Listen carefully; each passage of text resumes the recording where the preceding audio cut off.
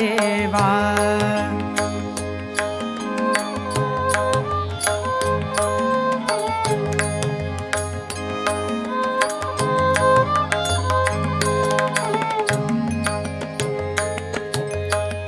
करावया तव मंगल पूजा करावया तव मंगल पूजा देहदीप मी जाळीन माझा देहदीप मी जाळीन माझा भाव भक्तीचा हा नजराणा स्वीकारून घ्यावा देवा देवा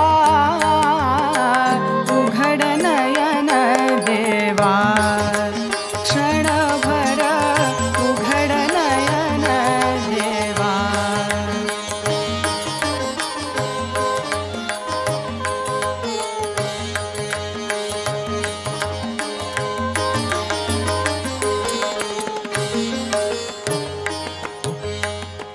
धूप जाळीते मी श्वासाचा धूप उघड नयन देवा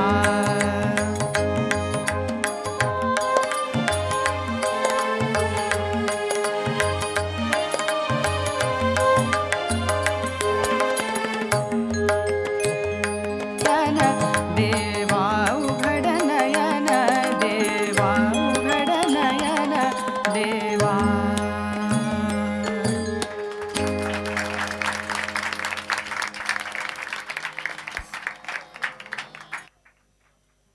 राम राम हरे हरे हरे कृष्ण कृष्ण कृष्ण हरे हरे हरे राम राम राम हरे हरे हरे कृष्ण कृष्ण कृष्ण हरे हरे हरे राम राम राम हरे हरे हरे कृष्ण कृष्ण कृष्ण हरे हरे हरे राम राम राम हरे हरे हरे कृष्ण कृष्ण कृष्ण हरे हरे जय जय रघुवीर समर्थ.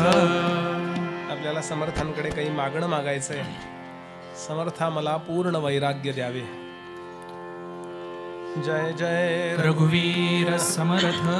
तुला मागतो रामदासा दयाळा दिनाकारणे ते आता कृपाळा घडो भक्ती तुझी असे त्वा करावे समर्था मला पूर्ण वैराग्य द्यावे नको वासना विषयी हो देऊ परद्रव्य देखो नियातृण भावू असे दृढ वृत्ती मध्ये त्वा वसावे समर्था मला पूर्ण वैराग्य द्यावे नको काम हा क्रोध चांडाळ पापी नको मोह तैसा मद क्रूर रूपी मना कल्पने पासुनी सोडवावे समर्था मला पूर्ण वैराग्य द्यावे सदा सर्वदा शांती विरक्ती राहे हरी कीर्तनी चित्त माझे वसोहे अखंडित अध्यात्म करणी पडावे समर्था मला पूर्ण वैराग्य द्यावे असे मूढ मी काही माते कळेना कधी दास दास्यत्व तुझे घडेना श्री हस्त ठेवून दुःखा हरावे समर्था मला पूर्ण वैराग्य द्यावे सदा संगती सज्जनाची असावी मती दुर्मती काही कोठे नसावी मनी लोचनी रामरूपा पहावे समर्था मला पूर्ण वैराग्य द्यावे असे आवडी अंतरी दर्शनाची परिभाग्यहीना मला भेट कैची करी प्रार्थना दीनवाणी स्वभावे समर्था मला पूर्ण वैराग्य द्यावे खरा दासबोधी असे भाव माझा मना माझी हा लागला ध्यास तुझा म्हणे उद्धव सुत हाती धरावे, समर्था मला पूर्ण वैराग्य द्यावे. जय जय रघुवीर समर्थ. श्रीराम जय राम जय जय राम. श्रीराम जय राम जय जय राम. श्रीराम जय राम जय जय राम.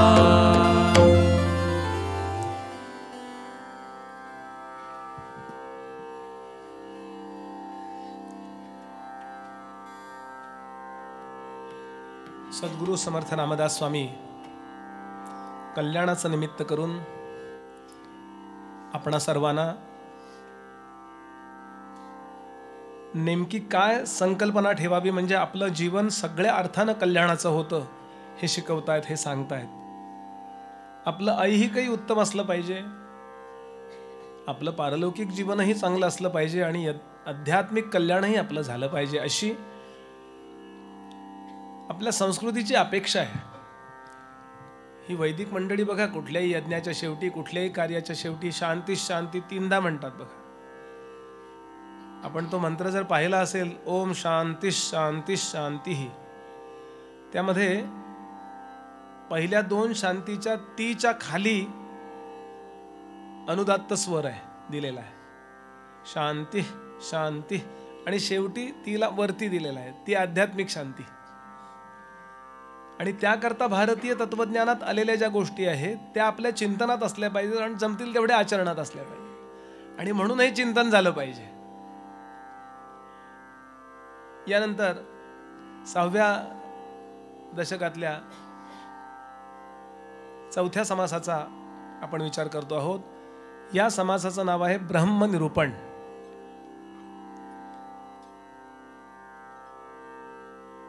आपल्याला या जगाचा अनुभव येतोय म्हणजे नामरूपात्मक विश्वाचा अनुभव येतोय. कशाला तरी आपण पाहतो त्याला नाम आहे बघा, आणि प्रत्येक गोष्टीला एक रूप आहे. नामरूपात्मक सृष्टीचा पसारा असं वेदांत म्हणतो. प्रत्येक गोष्टीला काहीतरी नाव आहे. याला स्पेस म्हणतो आपण, आकाश म्हणतो, पृथ्वी म्हणतो, वायू म्हणतो, खांब म्हणतो, काय ऑर्गन म्हणतो. काही जे आपल्याला पंच ज्ञानेंद्रियांना कळतंय असं सगळं नामरूपात्मक आहे. हे कधी निर्माण झालं तर केव्हा तरी निर्माण झालं. मग त्याचा हिशोब काय? अगदी कमीत कमी काळ कुठला, भागवतात हा विषय आलेला आहे बरं का. कमीत कमी काळ कुठला, त्याला परमाणु काळ असं म्हणतात. आणि सगळ्यात मोठा काळ कुठला, त्याला युग असं म्हणतात. त्यातल्या त्यात कळायला सांगतोय बरं. असे अनंत युग हे काउंट करायला पाहिजे. परमाणु काळ म्हणजे काय हो, आपल्याला माहिती आहे प्रत्येक पदार्थ हा अणूंनी परमाणूंनी बनलेला आहे. परमाणु म्हणजे सगळ्यात लहान बनलेला आहे. तो जो बनलेला परमाणु आहे हा आपण त्याला म्हणतो हा अमक्याचा परमाणु आहे, म्हणजे सोन्याचा परमाणु आहे, धातू त्याचे, आणि त्याचा फॉर्म्युला आहे काहीतरी. म्हणजे इतक्या वेळेला ते असे व्हायब्रेशन चालू आहेत, इतक्या व्हायब्रेशनला ते सोनं ठरतं. व्हायब्रेशन बदललं तर त्याचं MS होतं, माईल स्टील होतं. मध्यंतरी नासाने एक प्रयोग केला, आपल्याला माहिती असेल, आपल्या कानावरती पण असेल. तो प्रयोग त्याने असा केला की माईल स्टीलचा एक परमाणु, छोटासा कण घेतला, परमाणु नाही घेतला, कण घेतला, आणि परीक्षा नळीमध्ये तो टाकला, आणि त्यातलं जे न्यूक्लियस स्ट्रक्चर जे आहे, त्याची जी रचना आहे, अणूची संरचना, ती डिस्टर्ब केली, आणि त्याचा ते बदललं त्यांनी. म्हणजे त्याचं व्हायब्रेशन बदललं, आणि व्हायब्रेशन बदलून सोन्याच्या परमाणु इतकं व्हायब्रेशन्स केलं त्याची. प्रत्येक त्या इलेक्ट्रॉन प्रोटॉन्स, इलेक्ट्रॉन फिरत असतात ते, आणि मग ते सोनं झालं. परमाणु त्या छोट्या कणाचं एक कण MS माईल स्टीलचं एक कण सोन्यामध्ये रूपांतर केलं. फक्त त्याला खर्च एका विटे इतका आला सोन्याच्या, म्हणजे परवडेबल नाही आहे ते. म्हणजे मला सांगायचं काय की असं सगळीकडे डिस्ट्रॉय होतच आहे. म्हणजे प्रत्येक कण, पण ते डिस्ट्रॉय होत आहेत, परत मिळत आहेत, परत डिस्ट्रॉय होत आहेत, परत मिळत आहेत. याच्याकरता भागवतात एक श्लोक आलेला आहे बरं का. भागवत असं म्हणतं की तिसऱ्या स्कंदामध्ये विदुर आणि मैत्रेय संवाद आपल्याला वाटेल दासबोधातलं सांगतायत का भागवतातलं सांगतायत. तर दासबोधात जे आलेलं आहे ते ह्या ग्रंथांमधूनच आले. अनेक ठिकाणी आले, पैकी भागवतातलं सांगतो मी. श्लोक ऐकवतो आणि पुढे जातो. चरमसत् विशेषाणाम अनेको असंयुत सदा परमाणुस्स विज्ञेयो नृणाम ऐक्य भ्रमो यतः. हे एक आहे. कुठलाही पदार्थ घ्या, काही घ्या, आकाश घ्या किंवा खांब घ्या किंवा आपलं स्वतःचं शरीर घ्या, आपलं एकच आहे. कारण असं सॉलिड वाटतंय ना आपल्याला, असा आपल्याला भ्रम होतोय सांगतात. सतत स्फोट चालू आहे त्याच्यामध्ये. CCM नावाचा जो पदार्थ आपल्याला माहिती आहे, CCM सेकंदानी काळ मोजायची पद्धत 50 वर्षापूर्वी बंद झालेली आहे. तुम्हाला आम्हाला सगळ्यात कमी काय माहिती आहे? सेकंद. पण एका सेकंदाला त्यांनी सांगितलंय, एका सेकंदाला लक्षावधी वेळा, म्हणजे एका सेकंदाला जर कुठलं कल्पनेनी, आणि त्यांनी शब्द वापरलाय एका सेकंदाला जर लाखांनी भागलं तर किती वेळ होईल, असे स्फोट चालू आहेत सगळीकडे प्रत्येक ठिकाणी. काही मटेरियल घ्या तुम्ही, तबला घ्या, पेटी घ्या, माणूस घ्या, काही स्थिरचर काही घ्या. त्या CCMचं उदाहरण दिलंय त्यांनी. त्यातला जर एक आयसोटोप आपण घेतला, म्हणजे एक कण घेतला त्याचा, तर ते व्हायब्रेट होत आहे सतत, असं सतत व्हायब्रेट होत आहे. म्हणजे मला ह्या हाताला खूपच मर्यादा आहेत व्हायब्रेशनला.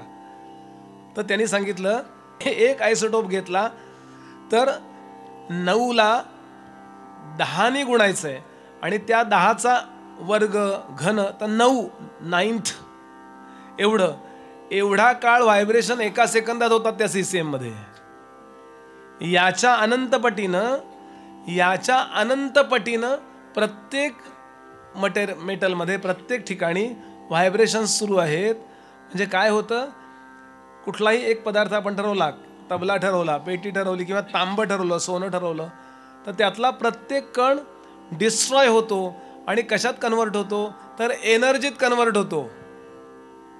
नीट आहे का? एनर्जीत कन्वर्ट होतो. आणि मला सांगायला खूप वेळ लागतोय. त्यांनी सांगितलंय काही क्षण वगैरे नाही, आत्ता बोललो हे, एवढ्यात परत तो सॉलिड होतो, परत एनर्जी होतो, परत सॉलिड होतो, परत एनर्जी होतो, परत सॉलिड होतो.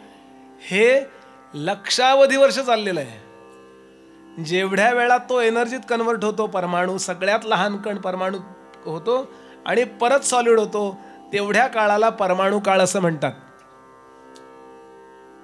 शब्द त्यांचा काय आहे? सकाल परमाणुर्वै यो भुंक्ते परमाणुताम. म्हणजे काळ त्या परमाणूला भोगतो. बटाटे वडा आपण किती वेळा गट्टम करू शकतो, तेवढ्या वेळात आपण भोगतो बटाटे वडा. तर जेवढ्या वेळात त्या परमाणूचा स्फोट होतो आणि एनर्जीत रूपांतर होतं. म्हणजे आपण दिवाळीत आकाशामध्ये उंच उडालेले फटाके पाहिलेत की नाही, असे होतात ते डोळ्यासमोर आणा. असं सगळीकडे स्फोट चालूच आहेत. हे विज्ञान सांगतं. हे आपल्याकडे हजारो वर्षापूर्वी ग्रंथात आलेलं आहे. आणि मी श्लोकच ऐकवले आपल्याला. मला आता तो मुख्य मुद्दा सांगायचा नाही, फक्त त्याचा आधार घेऊन मला पुढे जायचंय. हा कमीत कमी काळ. पुढे सांगतात असे 2 परमाणू एकत्र केले की त्याला एक अणू म्हणतात. असे 3 परमाणू एक केले की त्याला एक त्रसरेणू म्हणतात. असे 3 त्रसराणू एक केले की त्याला एक त्रुटी म्हणतात. अशा 100 त्रुटी एकत्र केले की त्याला एक वेध म्हणतात. 3 वेध एकत्र केले की त्याला एक लव म्हणतात. 3 लव एकत्र केले की त्याला एक निमिष म्हणतात. बरं का? 3 निमिष एकत्र केले की त्याला एक क्षण म्हणतात, मोमेंट. 5 क्षण एकत्र केले की त्याला एक काष्ठा म्हणतात. 15 काष्ठा एकत्र केले की त्याला एक लघु म्हणतात. 15 लघु एकत्र केले की त्याला एक नाडी म्हणतात. बर का? पुढे सांगतात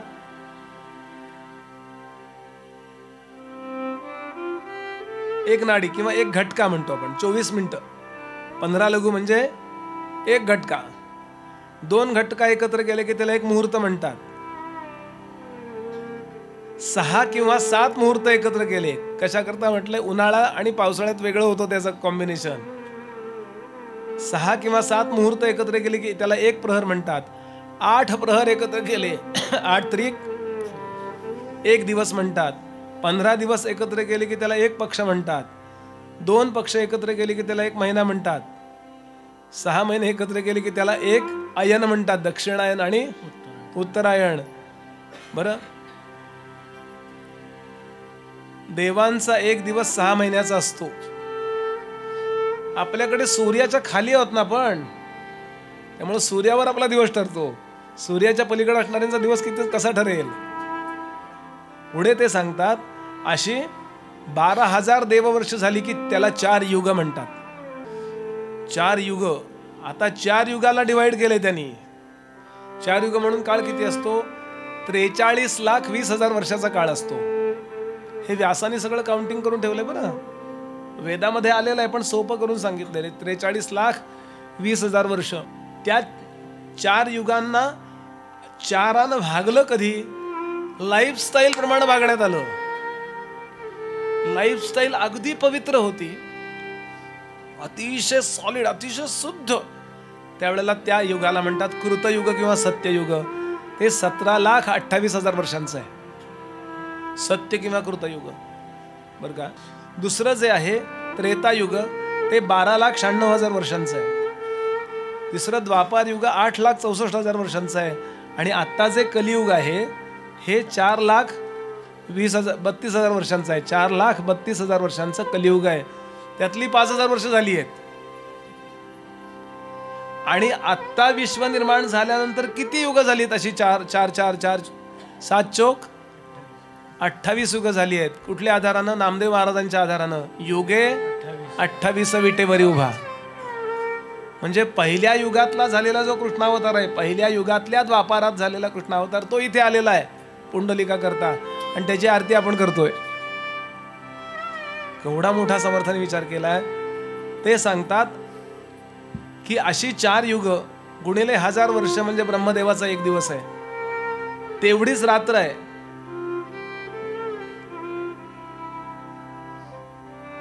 आणि हे निर्माण होतं आणि नाहीसं होतं, निर्माण होतं आणि नाहीसं होतं.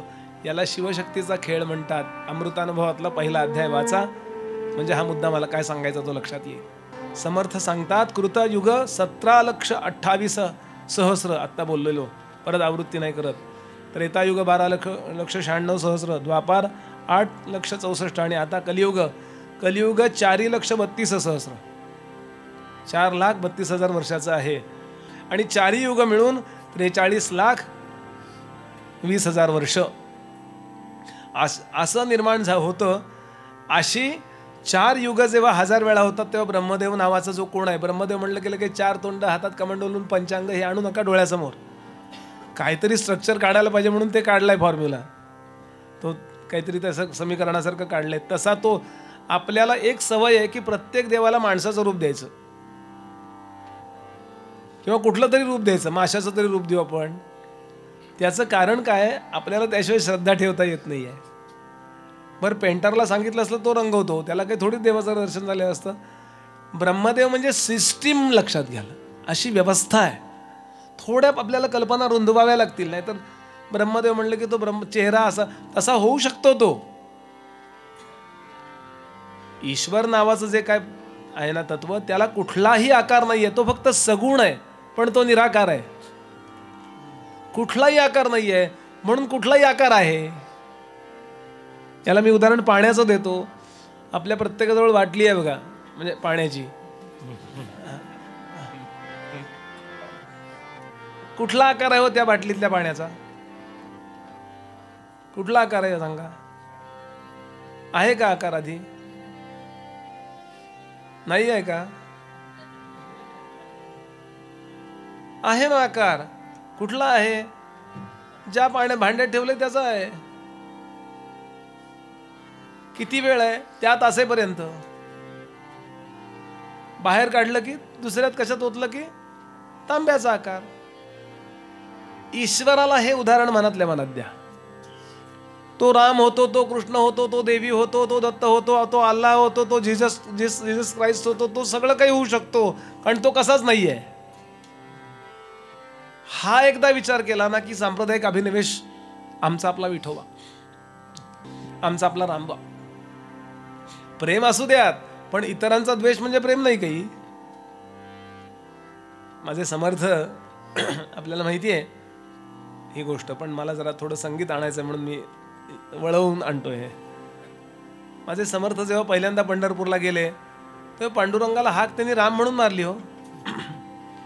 का रे उभा श्रीरामा येथे, का रे उभा श्रीरामा येथे, का रे उभा श्रीरामा येथे, का रे उभा श्रीरामा.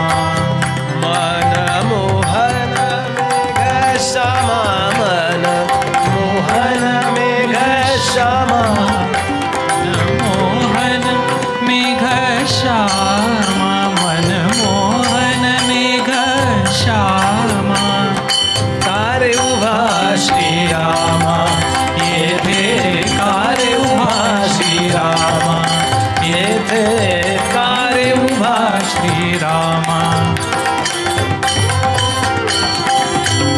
काय कौतुक केलंय अभंगात. काय केली सीता माई, काय केली सीता माई येथे राई रखुमाबाई. शोभत तुला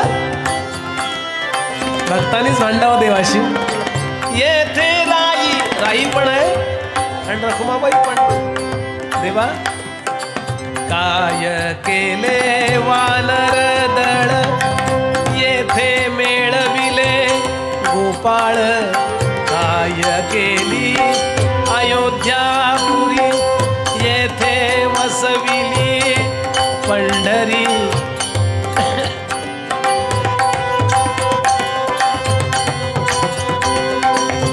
ओळखलं तुला कसं माहिती आहे पांडुरंगा, तुला ओळखलं कसं. दिसे हनुमंत तो एकला, हा का सैन्यातुनी फुटला. निवडणुका जवळ आल्यामुळं रामदासी जैसा भाव.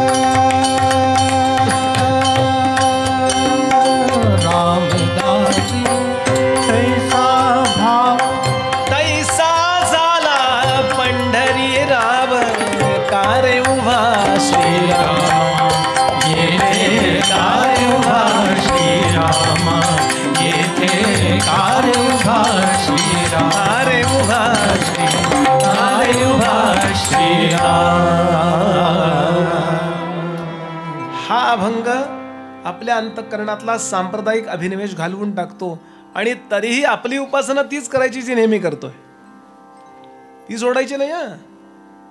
मुद्दा प्रतिपाद्य नाहीये पण कन्फ्युजन राहायला नको म्हणून बोलून ठेवलंय हे. तर सोमवारी शंकरोबा आहेतच आमचे. उद्या मंगल को जन्मे मंगल करे मारुती राय किंवा गणपती बाप्पा. परवा आहेत आमचे विठोबा. असं नाही करत बसायचं. नमस्कार जरूर करा पण माझाच परमात्मा आहे. आणि समर्थांनी सांगितलंय ह्या अखंड भाव ज्याचा असतो तो ब्राह्मण आहे. शेवटची ओवी आहे. ते परब्रह्म तत्व या रूपानं आलंय म्हणजे माझी उपासनेची प्रतारणा मी करायला पाहिजे असं नाही. तुलसीदास जेव्हा वृंदावनात गेले कृष्ण प्रगट झाले. तुलसीदास म्हणले काय याही ड्रेसमध्ये मस्त दिसतोस रे. काय तुलसीदास असतील पण ते बासरी बाजूला ठेव, धनुष्य हातात घे, मम्मी नमस्कार करतो म्हणले. मला तेच रूप आवडतं तुझं. क्या बात आहे ना. तुलसी मस्तक तब नमिये. उपासनेची प्रतारणा न करता हे ब्रह्मचित्तामध्ये आपल्याला ठेवता आलं पाहिजे. आणि समर्थ सांगतात हे अखंड ज्याच्या चित्तात असतं तो ब्राह्मण आहे. ब्राह्मणाची नेमकी व्याख्या काय, समर्थांची ओवी सांगतो म्हणजे कन्सेप्ट लगेच क्लिअर होतील. करीती ब्रह्मनिरूपण, जाणती ब्रह्म संपूर्ण, तेची जाणावे ब्राह्मण ब्रह्मविद. आणि इथे ब्रह्मपावन निरूपण आहे. हा ब्रह्मनिरूपण नावाचा समास पूर्ण होतो. यानंतरचा माया ब्रह्मनिरूपणाला समास. पटापट पटापट पुढे जाऊयात. एक 4-4 ओव्या जरी पाहिल्या तरी आपण जाऊ. म्हणले ब्रह्म आणि माया कायम आम्ही ऐकत असतो, नेमकं काय प्रकरण आहे होते. कधीतरी आपल्या कानावर नाही शब्द गेलेले असतात, थट्टा मस्करी पण करतात त्यात माणसं. नेमकं ब्रह्म म्हणजे काय सांगायला आरंभ झाला. जे निर्गुण आहे आणि जे निराकार आहे त्याला ब्रह्मतत्व म्हणतात. कुठलाही गुण नाही आणि ज्याला आकारही नाही असं एक तत्व. आणि ते आपण होतं बरं का. निर्गुण म्हणजे खूप गुण नव्हे. म्हणले मुलगा कसा आहे, निर्व्यसनी आहे, निरनिराळी व्यसन आहेत त्याला म्हणले. असा निर्व्यसनी नव्हे. आणि माया मात्र सगुण साकार.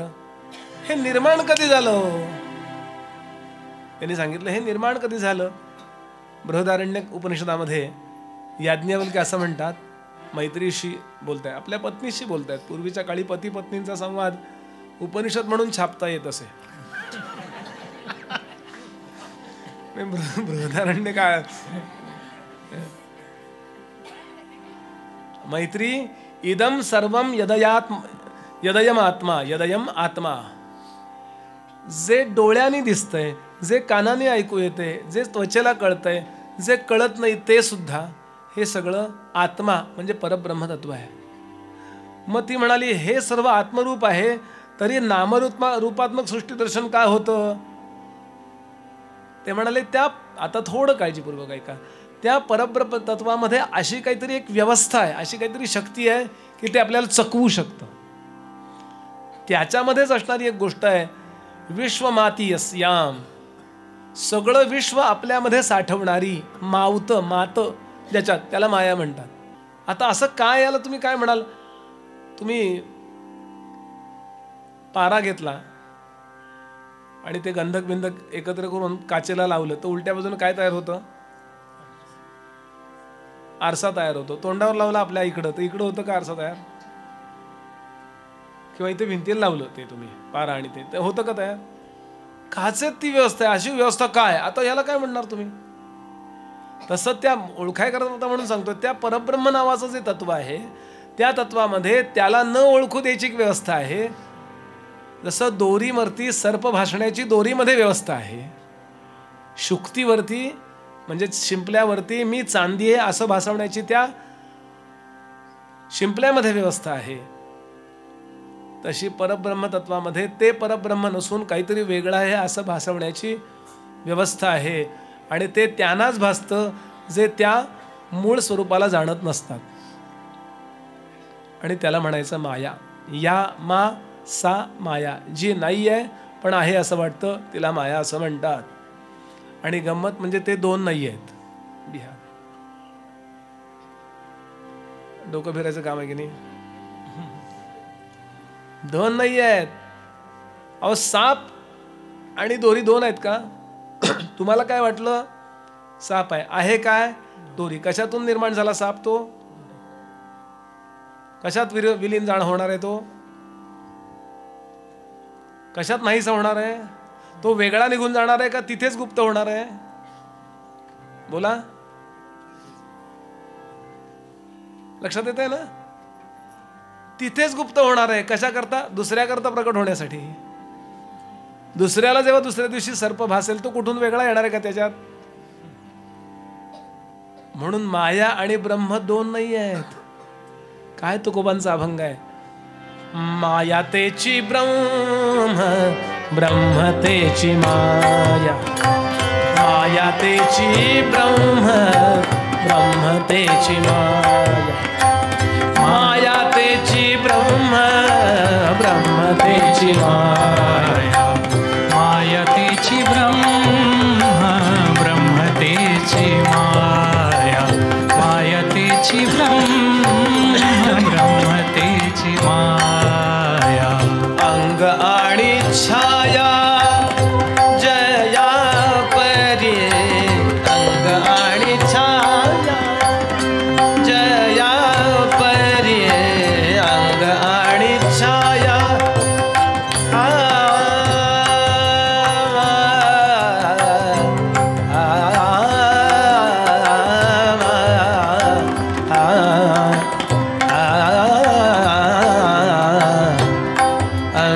अंग आणि छाया जया परी अंग आणि छाया जया परी जया परी तोडिता न तुटे सारिता निराळी तोडिता न तुटे सारिता निराळी तोडिता न तुटे सारिका निराळी तोडिता न तुटे सारिका निराळी. बारीक चालतंय. डोळ्यासमोर आणा आता. हे तेच आहे. ते हे नाहीये, हे ते आहे. कारण आपल्याला जवळचा अनुभव काय आहे? हेच आहे, तेच नाहीये. जवळचा असेल त्याला आपण हे म्हणतो, लांबचा असेल त्याला ते म्हणतो. ते जरा इकडं दे रे आणि हे तिकडं ठेव. आपल्याला अनुभव या रूपाचा येतोय. काहीतरी इथे स्पेस आहे, काही लोक बसलेत, काहीतरी बोलणं चाललंय. याचं मूलद्रव्य काय आहे? ते आहे. ते कळत नाहीये आपल्याला आता. कारण आपल्याकडं कळायची व्यवस्था ज्ञानेंद्रियांची आहे. ज्ञानेंद्रिय यातले आहेत, ते त्यातले नाही आहेत. डोळ्याच्या सहाय्यानं आपण ऐकू नाही शकत, फक्त बघूच शकतो. कानाच्या सहाय्यानं आपण बघू नाही शकत, फक्त ऐकूच शकतो.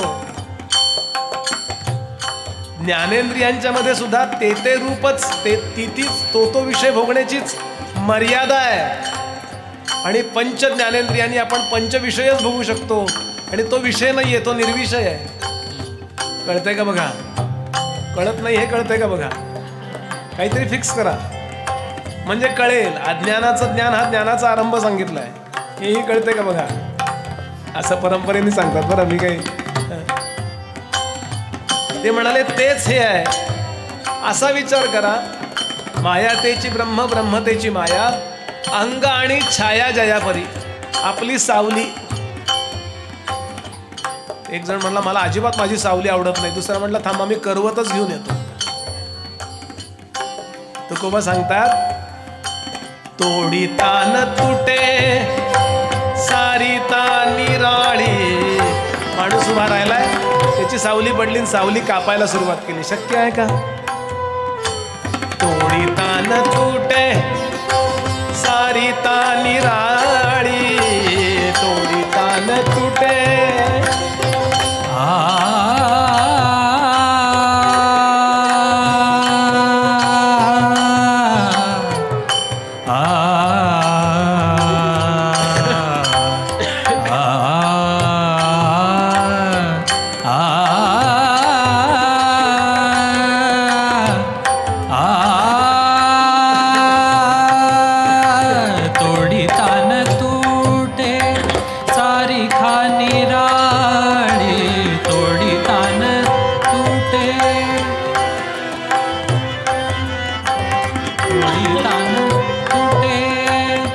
तुकोबा कुठं गेले असतील वेदांताचा क्लास करायला, शिबिर करायला.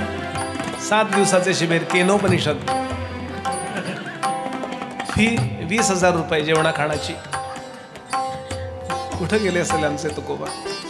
एकांतात जाऊन बसलेत भंडाऱ्यावर आणि चिंतन करतात. काय बरं अर्थ आहे असेल याचा? आणि आत्म स्फुरलंय. म्हणून तुकाराम महाराजांच्या अभंगाला तुकोपनिषद म्हणतात.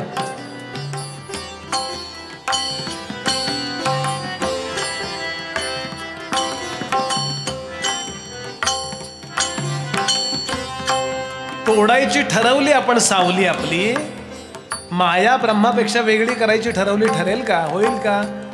होईल ना म्हणले. नाहीशी करता येईल, तोडता येणार नाही. पुढचं चरण ऐक आणि थांबूया. हा अभंग थांबून मूळ विषयाकडे वळू. तोडिता न तुटे सारिता निराळी लोटांगण तळी हारपते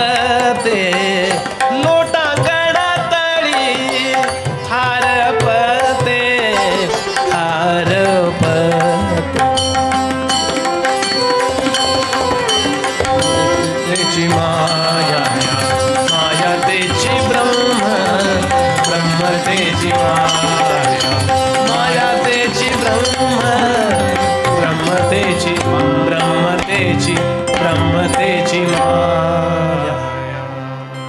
साष्टांग नमस्कार घातल्यानंतर गेली कुठं सावली? म्हणजे मी संपला की माया संपते. समर्थ ते सांगतायत. एकच ते तत्व. परब्रह्माला काही होत नाही, ते तसंच आहे. आपल्याला काही होतं म्हणून सावली पडली काय? म्हणले हे इतके बारीक झाले ना, यांची सावलीच पडायला लागली हो. असं काही आहे का? प्रकाश आहे तिथे सावली पडणारच आहे. फोटोन आपल्याला ओलांडून जाऊ शकत नाही, म्हणून तिकडे आलं लक्षात. फिजिक्सचा क्लास चाललाय असं नको वाटायला. आणि म्हणून समर्थ सांगतात, ही परब्रह्माची स्थिती जी आहे याचं अखंड चिंतन करावं. खरं म्हणलं तर परब्रह्माशी कैसी स्थिती, परी हे बोलावयाची रीती. स्थिती भीती असते असं म्हणायचं आपल्याला वाटतं म्हणून. आणि याच्याकरता समर्थ सांगतात, पहिल्यांदा व्यावहारिक मीपणा थोडा बाजूला टाकायला शिका. आपण ही साधना कशी करू शकतो माहितीये का? इगोइस्टिक लाईफ ठेवून आपण हे करू शकत नाही. आपल्या व्यवहारात इगो ठेवा, तो काय आवश्यक असला तर ठेवा, कारण त्याशिवाय थोडंही अगदीच नाही तर चुंबळ करतात सापाची. नारदांना एकाने सापाने प्रश्न विचारला, जाता येता फुतकार करायचा हो, त्याचं वारुळ होतं, फुस करायचं, घाबरायचे लोक, लांब न जायचे लोक. त्यांनी नारदांना सांगितलं, नारदांनी तिथे एक भयंकर नाग आहे हो, साप आहे, तो सारखा फुतकार करतो, आम्हाला भीती वाटते हो. नारदांनी त्याला बाहेर बोललो, अरे असं करू नये राजा, जाता यायला चावतोस तू, सगळ्यांना फुतकार करतो, असं का करतोस, असं करत जाऊ नकोस. आता नारद सगळ्या विषयातले मास्तर. बरं म्हणला. आणि पुढच्या वेळेपासनं उन्हात बिसनात असा बसायचा, उन्हात बसायचेच ना, सापांना ऊन बिन आवडतं किंवा थंडी पण आवडते ना, असा बसायचा, काही करायचं नाही. हळूहळू लोक म्हणले, अरे हा सुधारला वाटतं. मग काही काही वेळेला त्याला हात लावायचा, काही करायचं, नारदांची ऑर्डर, काही करायचं नाही, काही करायचं नाही. असं होता होता होता एक दिवस एक बाई, ते पाण्यावर जायचं ठिकाण होतं, ती चुंबळ विसरली हो, माहिती आहे ना, पाण्याच्या त्या हंड्याच्या खाली. काही नाही, सापाची चुंबळ केली अहो, त्याचं अंग चेपलं गेलं, फ्रॅक्चर झाले त्याचे ते मणके. अहो अगदी मरतुकडा असा झाला हो, असा कसा तरी येऊन बसायचा. नारद म्हटले, काय रे असं झालं तुझं एकदा का? तो म्हटला, तुमचा उपदेश. म्हटले, असं नव्हे रे, चावू नकोस, असं करत जा. फटाटोपो भयंकर हा म्हटलंय. फटाटोपो म्हणजे फुतकार करत जा. माझा मुद्दा काय, खरं चावायचं नाहीये, कल्पना म्हणून थोडा इगो ठेवा, नाहीतर अगदीच घाबरत नाहीत लोक. लावला का तबला नीट, यांना म्हणायची गरज नाहीये, पण गायकाला ते आवश्यक आहे. तुम्हाला जर ते करायचं असेल थोडं. पण होतं काय, समर्थ म्हणाले, जो जन्मास येऊन गेला तो मी थोर म्हणताच गेला. तो खरा चावायला लागतो लोकांना. सापाचं उदाहरण घ्या. आणि मग परिणाम काय होतो, आपण त्या मोठेपणातच मरतो आणि तसेच जन्माला येतो. आणि खऱ्या आपल्या मोठेपणाचा, खऱ्या आपल्या मी स्वरूपाचा विचार करू शकत नाही. म्हणून ते सांगतात की लहानपण धारण करावं. सद्गुरूंकडे जातो आपण किंवा मोठ्या संतांकडे जातो, काही मला येत नाही, काही मला कळत नाही, अशा अर्थानं आपण स्वतःला विकसित करायचं असेल तर काल्पनिक मोठेपणा बाजूला टाकावा. मी श्रीमंत आहे किंवा काय मी डॉक्टर आहे, काय जे असेल ते तो बाजूला टाकून द्यावा आणि शांतपणानं चिंतन करावं. समर्थ सांगतात, हे जर पाहिजे असेल तर आपण आपला मीपणा टाकून दिला पाहिजे. नाहीतर कधीच मला त्या चिंतनाची, म्हणजे माझी रिसेप्टिव्हिटीच बंद होईल, कळायची व्यवस्थाच बंद होईल. सगळ्यामध्ये थोर कोण आहे? समर्थ सांगतात, परमात्मा थोर आहे. त्यातला एक अंश आहे मी. मला माझ्या अंशीमध्ये, माझ्या मूळ स्वरूपामध्ये मिसळायचं असेल तर ती तात्पुरती प्रारब्धाची अवतीभोवतीची सुखव्यवस्था मी बाजूला ठेवली पाहिजे. आणि मग त्या निर्गुण निराकारामध्ये मी विसर्जित होऊ शकतो. आणि म्हणून ब्रह्म आणि माया निरूपण असं याला नाव दिलंय. पुढचा समाज जो आहे, एक महत्वाचा मुद्दा शेवटच्या ओवीताला तेवढा सांगतो की माया ब्रह्माचे विवरण, या माया काय आणि ब्रह्म काय याचं विवरण आतल्या आत चालतं. करिता माया ब्रह्माचे विवरण करिता चुके जन्म मरण, आणि यासाठी कसं हे करावं हे सांगतात. ते संतासी गेली या शरण मोक्ष लाभे. ही मला स्टाईल जी आहे ती तुकोबा शिकवू शकतात, हे मला समर्थ शिकवू शकतात किंवा स्वामी समर्थ शिकवू शकतात. मला हे सांगतील की तू असा बस, तू अशी माळ धर, तू असा जप कर, तू हे चिंतन कर. समर्थ सांगतात, अरे या संतांचा महिमा बोलावयासी नाही सीमा, जयाचे निजगदात्मा अंतरजे होय. म्हणून सत्संगाचा महिमा शेवटच्या 2 ओळीमध्ये सांगितला. आता एक महत्वाचा मुद्दा येतो इथे 6व्या समासात, 6व्या दशकातला 6वा समास. तो म्हणाला सगळं मिथ्या आहे सांगताय तुम्ही, मग रामाची मूर्ती पण मिथ्या का हो? सगळ्या ओव्या मी स्किप केल्यात, एकदम मुद्द्यावरती येतो. मग आपण पांडुरंगाला जातो, मगाशी येथे कार्य उभा श्रीरामा, तो मिथ्या आहे का हो? कारण आकार आहे ना, तो पाषाणाचाच आहे ना. असं कसं म्हणायचं नाही, खरं सांगा. बोलता धाक पाहिजे असं नव्हे, पण धाक वाटला पाहिजे असं नाही, पण कशाच आहे? आता पाण्यातच आंघोळ करतात ना ते महाकुंभात लोक. श्रद्धा असावी वगैरे ठीक आहे, पण ते आता नमाज पडतात ते लोक तिकडं मक्केला जाऊन, काहीतरी आहे ना परमात्मा ते म्हणजे जर सगळं अनलहक मगाशी म्हटलं तसं जर करायचं असेल तर सगुणाचा उच्छेद करायचा का, असा प्रश्न विचारला. कोणी विचारला तर कल्याणाने विचारलाय. कल्याण आणि बाकीच समर्थ अशी ती चर्चा चाललेली आहे बरं का. आणि लगेच कल्याणाने म्हणजे श्रोत्यांनी, त्यांनी श्रोता असं म्हटलंय, लगेचच्या लगेच वचनं ठेवली आहेत समोर. सगुण जर खरं नसेल तर सगुणाचं भजन कशाला करायला पाहिजे? सगुण जर खरं तुम्ही आत्ताच मुद्दे झालेत. मायान ब्रह्म जे निर्माण झालंय, जे आकाराला आलेलं आहे, जे इंद्रिय गोचर आहे ते सगळं माया.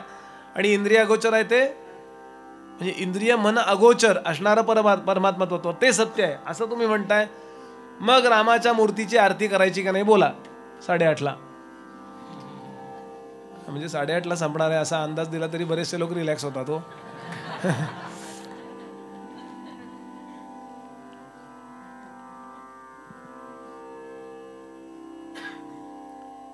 इकडं गुरुगीता नावाचा एक ग्रंथ आहे, म्हणजे प्रकरण आहे ब्रह्मांड पुराणामध्ये. त्यामध्ये शंकरांनी पार्वतीला उपदेश केलाय. गुरु म्हणजे काय? ब्रह्मानंदम परमसुखदम केवलम ज्ञानमूर्तिम द्वंद्वातीतं गगनसदृशं तत्त्वमस्यादिलक्ष्यं एकं नित्यं विमलं अचलं सर्वधी साक्षीभूतं भावातीतं त्रिगुणरहितं सद्गुरुं तन्नमामि. सद्गुरुनाथ आणि आम्ही म्हणतो गुरु आमचे रामदास स्वामी, गुरु आमचे ज्ञानोबा. यांना आकार आहे हो. आपण गुरु म्हणून ज्यांना शरण जातो आकार कुणाची आरती करतो? खांबाची आरती करतो का आपण? कुणाची करतो आरती? आणि प्रत्यक्षात गुरु म्हणजे काय? ब्रह्मानंदम, ब्रह्म आनंद, केवलम, केवल म्हणजे एकच्याही आधी, शून्य नव्हे. एक म्हणलं ना की कधीतरी 2 येऊ शकतं. म्हणजे यांनी 10 असं वाजवलं, किती विलंबित असलं तर केव्हा तरी धीन येणारच आहे ना. बराच अगदी काय अतिविलंबित म्हणणारे होते ना पूर्वी लोक.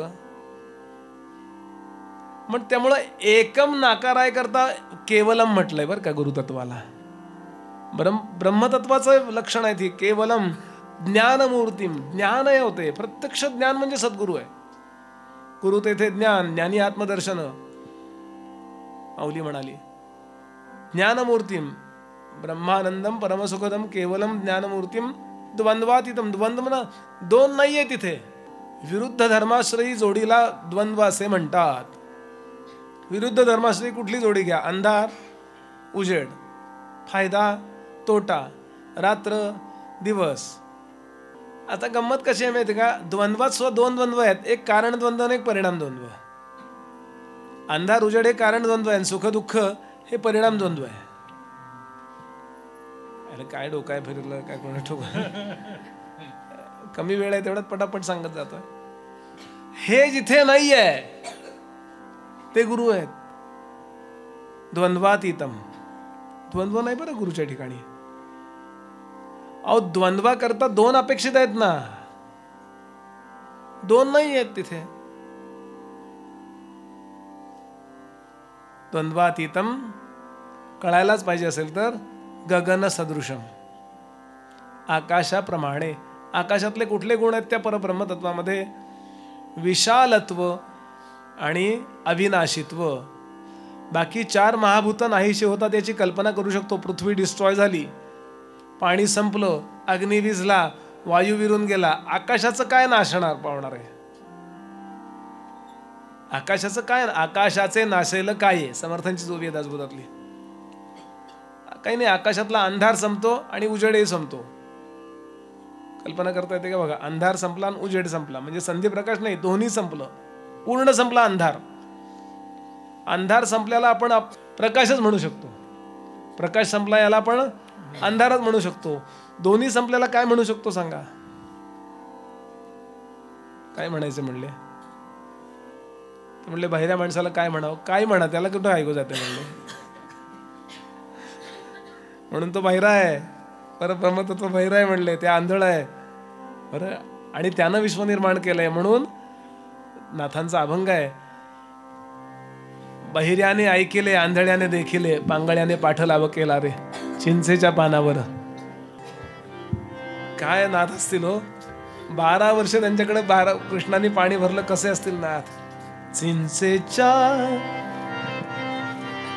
पानावर देऊळ रचिले, चिंचेच्या पानावर देऊळ रचिले, चिंचेच्या पानावर देऊळ रचिले, चिंचेच्या पानावर देऊळ रचिले.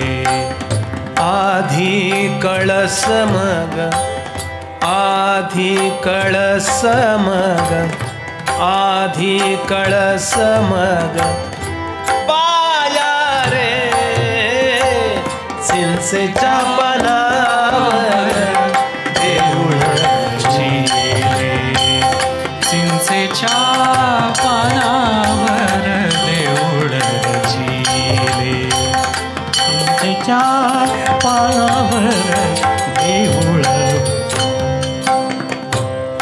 आंधळ्याने देखिले, बहिऱ्याने ऐकिले. डोळे नाही आहेत ना त्या तत्वाला, कारण डोळे निर्माणच झाले नव्हते. ज्ञानेंद्रिय निर्माण झाली ती पंचमहाभूतातल्या सत्वगुणापासून निर्माण झालेली आहे, आणि कर्मेंद्रिय रजगुणापासून निर्माण झालेली आहे.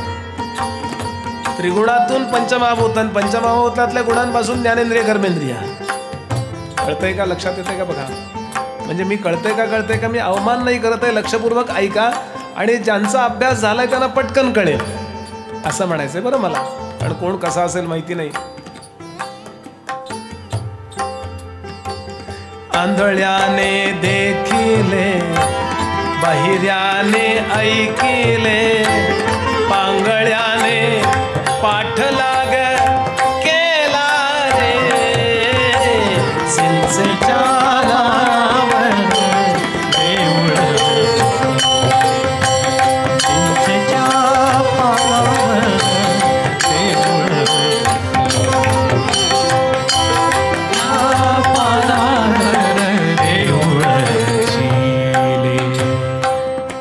सांगितलंय ना. शिष्य बोलतोय बरं, हे शिष्य म्हणतोय ब्रह्मानंदम परमसुखदम म्हणताय, आणि पुन्हा म्हणताय सद्गुरूचं भजन करा आणि त्याचे ते पाय चेपा आणि त्याची आरती करा. हे काय उद्योग आहे? खरं काय? ते म्हणले बरोबर आहे तुझं.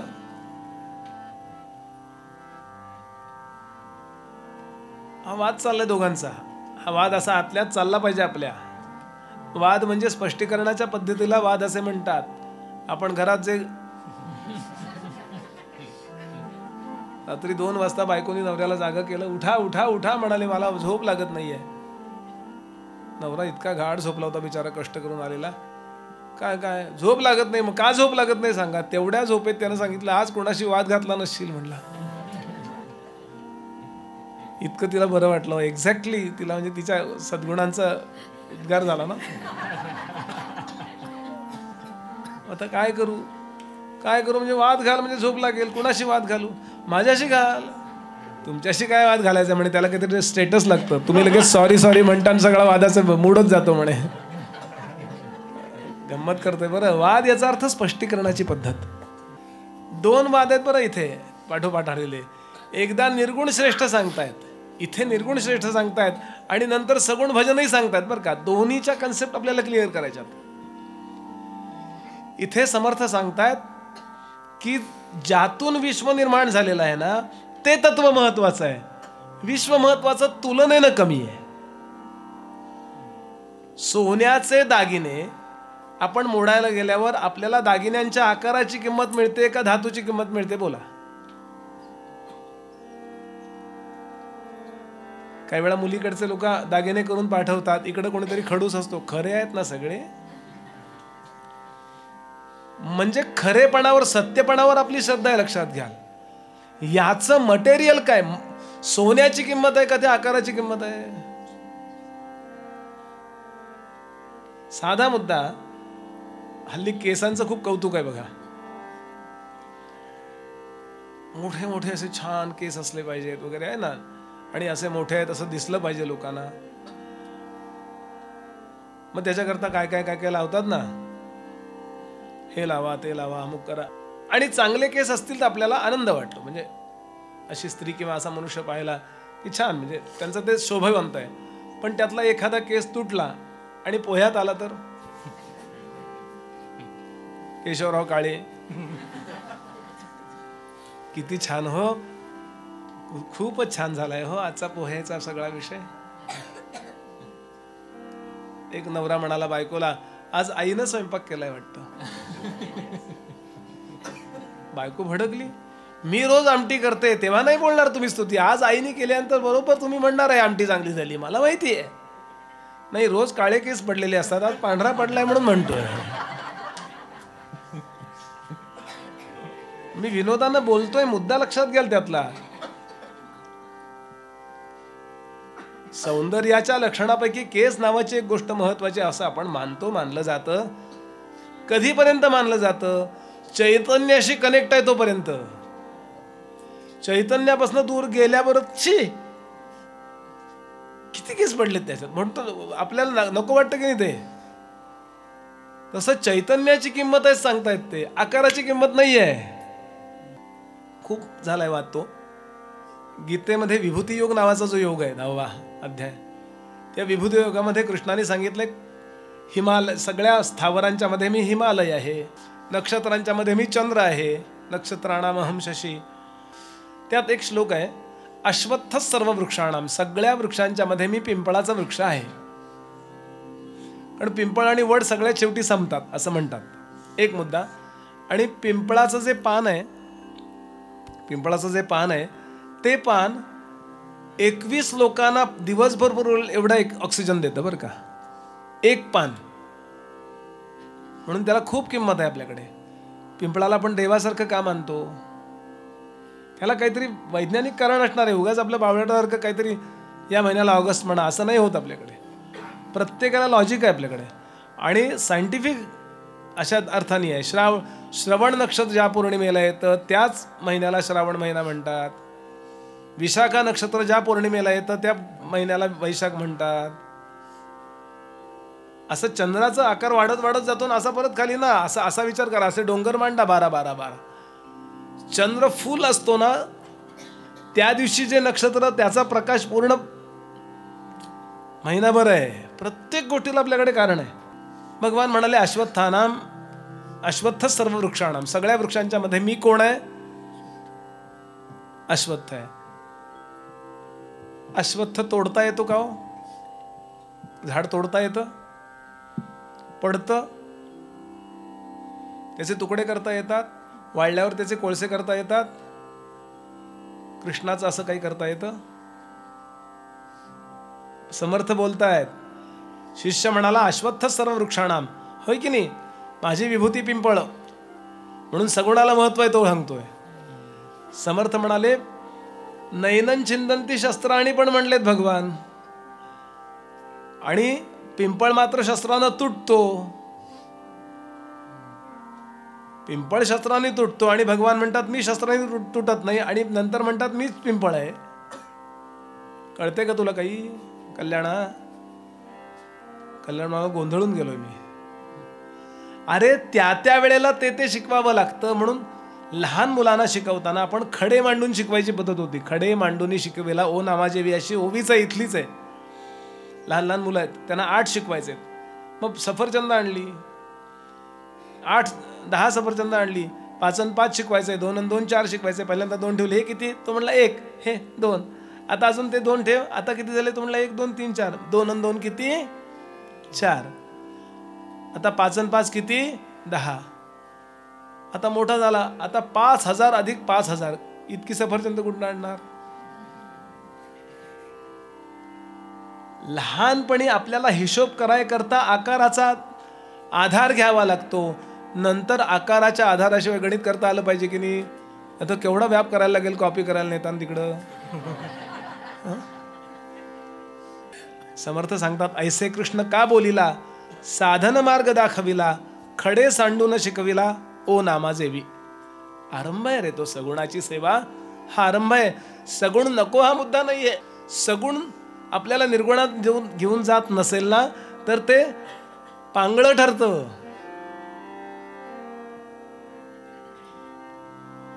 नाथांचं बाहुलं नावाचं एक काव्य आहे, अप्रतिम काव्य आहे. म्हणून जेव्हा असं एकमेकांना खोडणारे मुद्दे येतात, एकदा समर्थ सांगतात प्रपंच करावा नेटका, आणि एकदा सांगतात प्रपंच कधीच चांगला होऊ शकत नाही. आता काय करणार? हे कुठल्या मुद्द्याकरता सांगितलंय विचार करायचं, आणि ते कुठल्या मुद्द्याकरता सांगितलंय विचार करायचं. म्हणून सांगतात की म्हणून संतांचं ऐकावं. वेदशास्त्रांचे भांडण शस्त्रे तोडी ऐसा कोण. वेदशास्त्राचं भांडण शस्त्राने तुटतं का? हे निवडेना साधू विण कदा कल्पांती. संत बरोबर सांगतात हा कशा करता. दुसरीतला मुद्दा आहे हा 10वीतला मुद्दा आहे. आणि काहीतरी मागचे मुद्दे खोडावे लागतात बघा. नंतर टेबल्स बदलत जातात. आणि म्हणून नाथांनी बाहुलं नावाचं एक पद लिहिलंय. केव्हा तरी आपली भक्ती, केव्हा तरी आपला विचार त्या तत्वाचा विचार करणारा असला पाहिजे, त्या तत्वाचं झोंबी घेणारा असला पाहिजे ज्या तत्वापासून हे विश्व निर्माण झालंय. म्हणून नाथ महाराज म्हणतात खरा देव सापडत नाही, तो सापडावा असा वाटत नाही. आणि म्हणून काय करतात, एखादा दगड आणतात किंवा एखादा धातू आणतात आणि त्याचं बाहुलं बनवतात. म्हणाले काय म्हणालेत नाथ?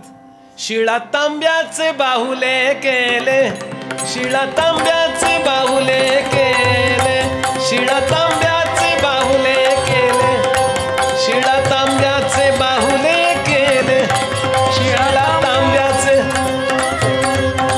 शिळा तांब्याचे बाहुले केले, शिळा तांब्याचे बाहुले केले. पाट मांडून वरी बैसविले, पाट मांडून वरी बैसविले, गंधाक्षता झाकोळीले, गंधाक्षता झाकोळीले, त्यासी देव ऐसे नाम ठेविले, त्यासी देव ऐसे, त्या जनासी लागली भीड, लागली भीड, लागली भीड. काय बाहुलाय हो. आणि असे नाथ महाराज रोज पांडुरंगाची पूजा करतात. हे बोलतात काय आणि इतकी मनापासून पूजा करतात. नुसती मनापासून पूजा नाही. एक दिवस त्यांचा शिष्य जो होता उद्धव, तो लोणी ठेवायला विसरला. तर त्या विजयी पांडुरंगानं लोणी मागितलंय. नाथा आज तुझ्या शिष्यानं दिलं नाही रे लोणी. आणि त्याची ती हात वळलेला आजही तुम्ही पैठणला जा, ती मूर्ती तशीच आहे. आजही सगळं मूर्ती स्वच्छ असते, पण तिथे अजूनही ओशटपणा जाणवतो. 500 वर्षापूर्वी होऊन गेलेत नाथ महाराज.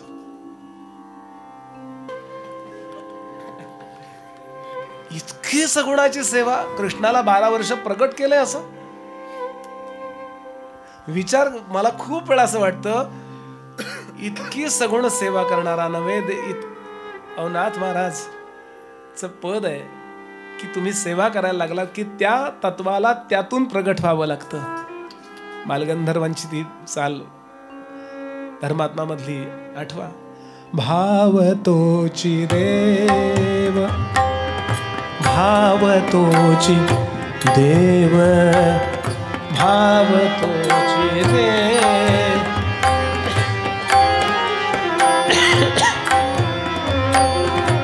यदर्थी संदेह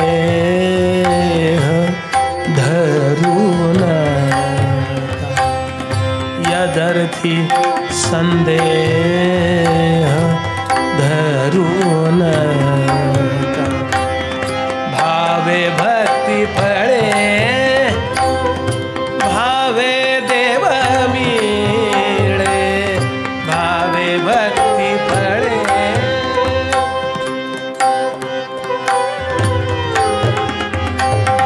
भावे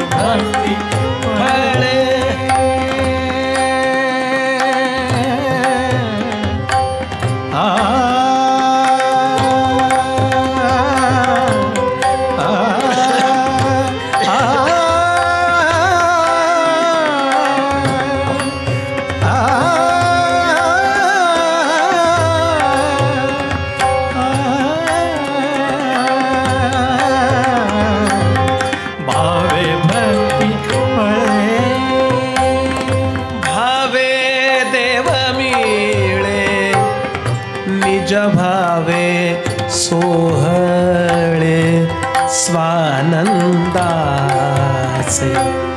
भाव तोची देव, भाव तोची देव, भाव तोची देव.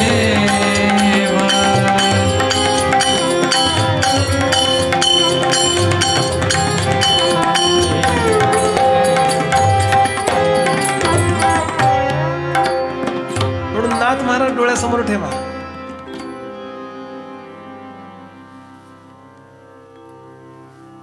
म्हणजे बरोबर विरुद्ध बोलतायत की नाही. समर्थ सांगतायत अरे ब्रह्मानंदम परम सुखदम श्रेष्ठ आहे, नैनम चिंतंती शस्त्राणी. हा श्लोक अल्टिमेट आहे. काय नेमका शब्द अल्टिमेट. अश्वत्थ सर्व वृक्षाणा हा अलीकडच्या येतेतला श्लोक आहे. आता अलीकडची येत तर काय कमी असते काय. 12वीतली मुलं गप्पा मारत होती, परीक्षा आमची, परीक्षा आमची. 3रीतली मुलं म्हणतात आमची पण परीक्षा आहे. तुमची किती 3री नाही, तुमची कसली परीक्षा आली आहे का. त्याची परीक्षा नाही आहे का. 3री वाल्याकरता 3रीची परीक्षा ही तितकीच महत्वाची जेवढी 12वी वाल्याकरता 12वीची. ज्या दिवशी हे लक्षात आलं ना त्या दिवशी कन्सेप्ट क्लिअर होता. पण 12वीत जाण्याकरता 3रीची परीक्षा देतो हे आठवायचं, हे लक्षात ठेवायचं आहे. हे म्हणलं या 3रीत मी इतकी मजा आली हो, या 3रीतच मी आयुष्यभर बसणार आहे. कारण इथं औदुंबराचं झाड आहे या कोपऱ्यात, माझी सीट पण तिथेच आहे, शिक्षक इतके चांगले आहेत. अरे तू 12वीत जाशील तेवढं त्या वयाचा होशील त्यावेळेला शिक्षकांची काय अवस्था ते दुसरे आलेले असणार आहेत तिथे. मुद्दा लक्षात घ्याल. समर्थांचा या समासातला आग्रह कुठला आहे, कारण पुढच्या समासात बरोबर विरुद्ध आग्रह आहे बरं का. पण कन्फ्यूज व्हायला होईल दोन्ही याच्यामध्ये. समर्थ सांगतात बाबा रे कुठलंही सगुण जे आहे ते कोणीतरी बनवलेलं असतं की नाही. देव घडीला सोनारी, देव वोतीला वोतारी, एक देव घडीला पाषाणाचा. अरे नर्मदा गंडका तीरी देव पडिले लक्षावरी, त्यांची संख्या कोण करी असंख्यात गोटे. नर्मदेमध्ये आपण आंघोळीला जातो आणि आपण आंघोळीला गेल्यानंतर आपण आपल्या पायाखाली काय जे नर्मदेतला जर गोटा आणला ना तर त्या शंकरांची स्थापना करावी लागत नाही बरं का. असं आहे, बाकीच्या शंकरांची प्रतिष्ठापना करावी लागते. नर्मदेतल्या याचं असं आहे की तो शंकरच आहे. नर्मदा मैया का हर कंकर है शंकर अशी म्हण आहे तिकडे. नर्मदा म्हणजे शंकरांचं पाणी स्वरूप, गंगा म्हणजे कृष्णांचं विष्णूंचं पाणी स्वरूप आहे बरं का. असं त्यांनी सांगितलंय. ज्ञानांची नदी आहे बरं का ती गंगा मैया. नर्मदा ही योग्यांची नदी आहे, कृष्णा ही भक्तांची नदी आहे. आपलं कृष्णा नव्हे, यमुना ही भक्तांची नदी आहे आणि कृष्णा ही संतांची नदी आहे. सगळे संत कृष्णामाईच्या इथे येऊन राहिलेत बघा.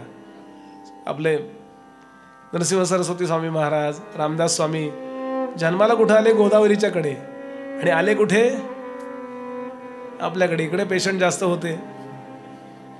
असो, सांगायचा भाव असा, म्हणून सगळेच्या सगळे आकार जे आहेत ते निराकाराकडे नेणारे नसतील. तिथेच जर आपण अडकत असू तर काहीतरी चुकतंय बरं का कल्याण आपलं. समर्थ सांगतात, इतकं वाईट वाटतं माणसांना. देव काही लोकांनी रेशमाचा देव केला, रेशमाच्या त्या गाठी मारून बाहुल्यासारखं केला त्यांनी. असतात देव काही, तोही तुटून गेला. आता नवा नेम धरला मृत्तिकेचा.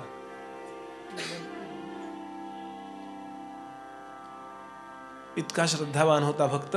आमुचा देव बहुसत्य, आम्हा आकांती पावत, पूर्ण करी मनोरथ सर्व काळ, आता याचे सत्व गेले. रडतात बघा माणसं.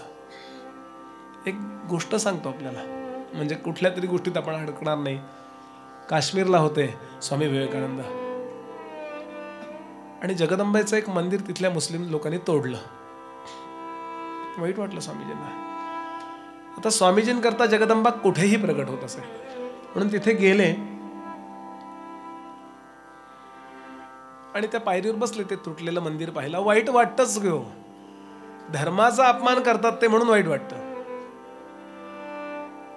कुठलंही तुम्ही मंदिर मशीद पडून बघा, मंदिर आहेच आहे खाली. हे काय तुम्ही नमाज पडून काय मुद्दा नाही हो, आमचं कशाला तोडताय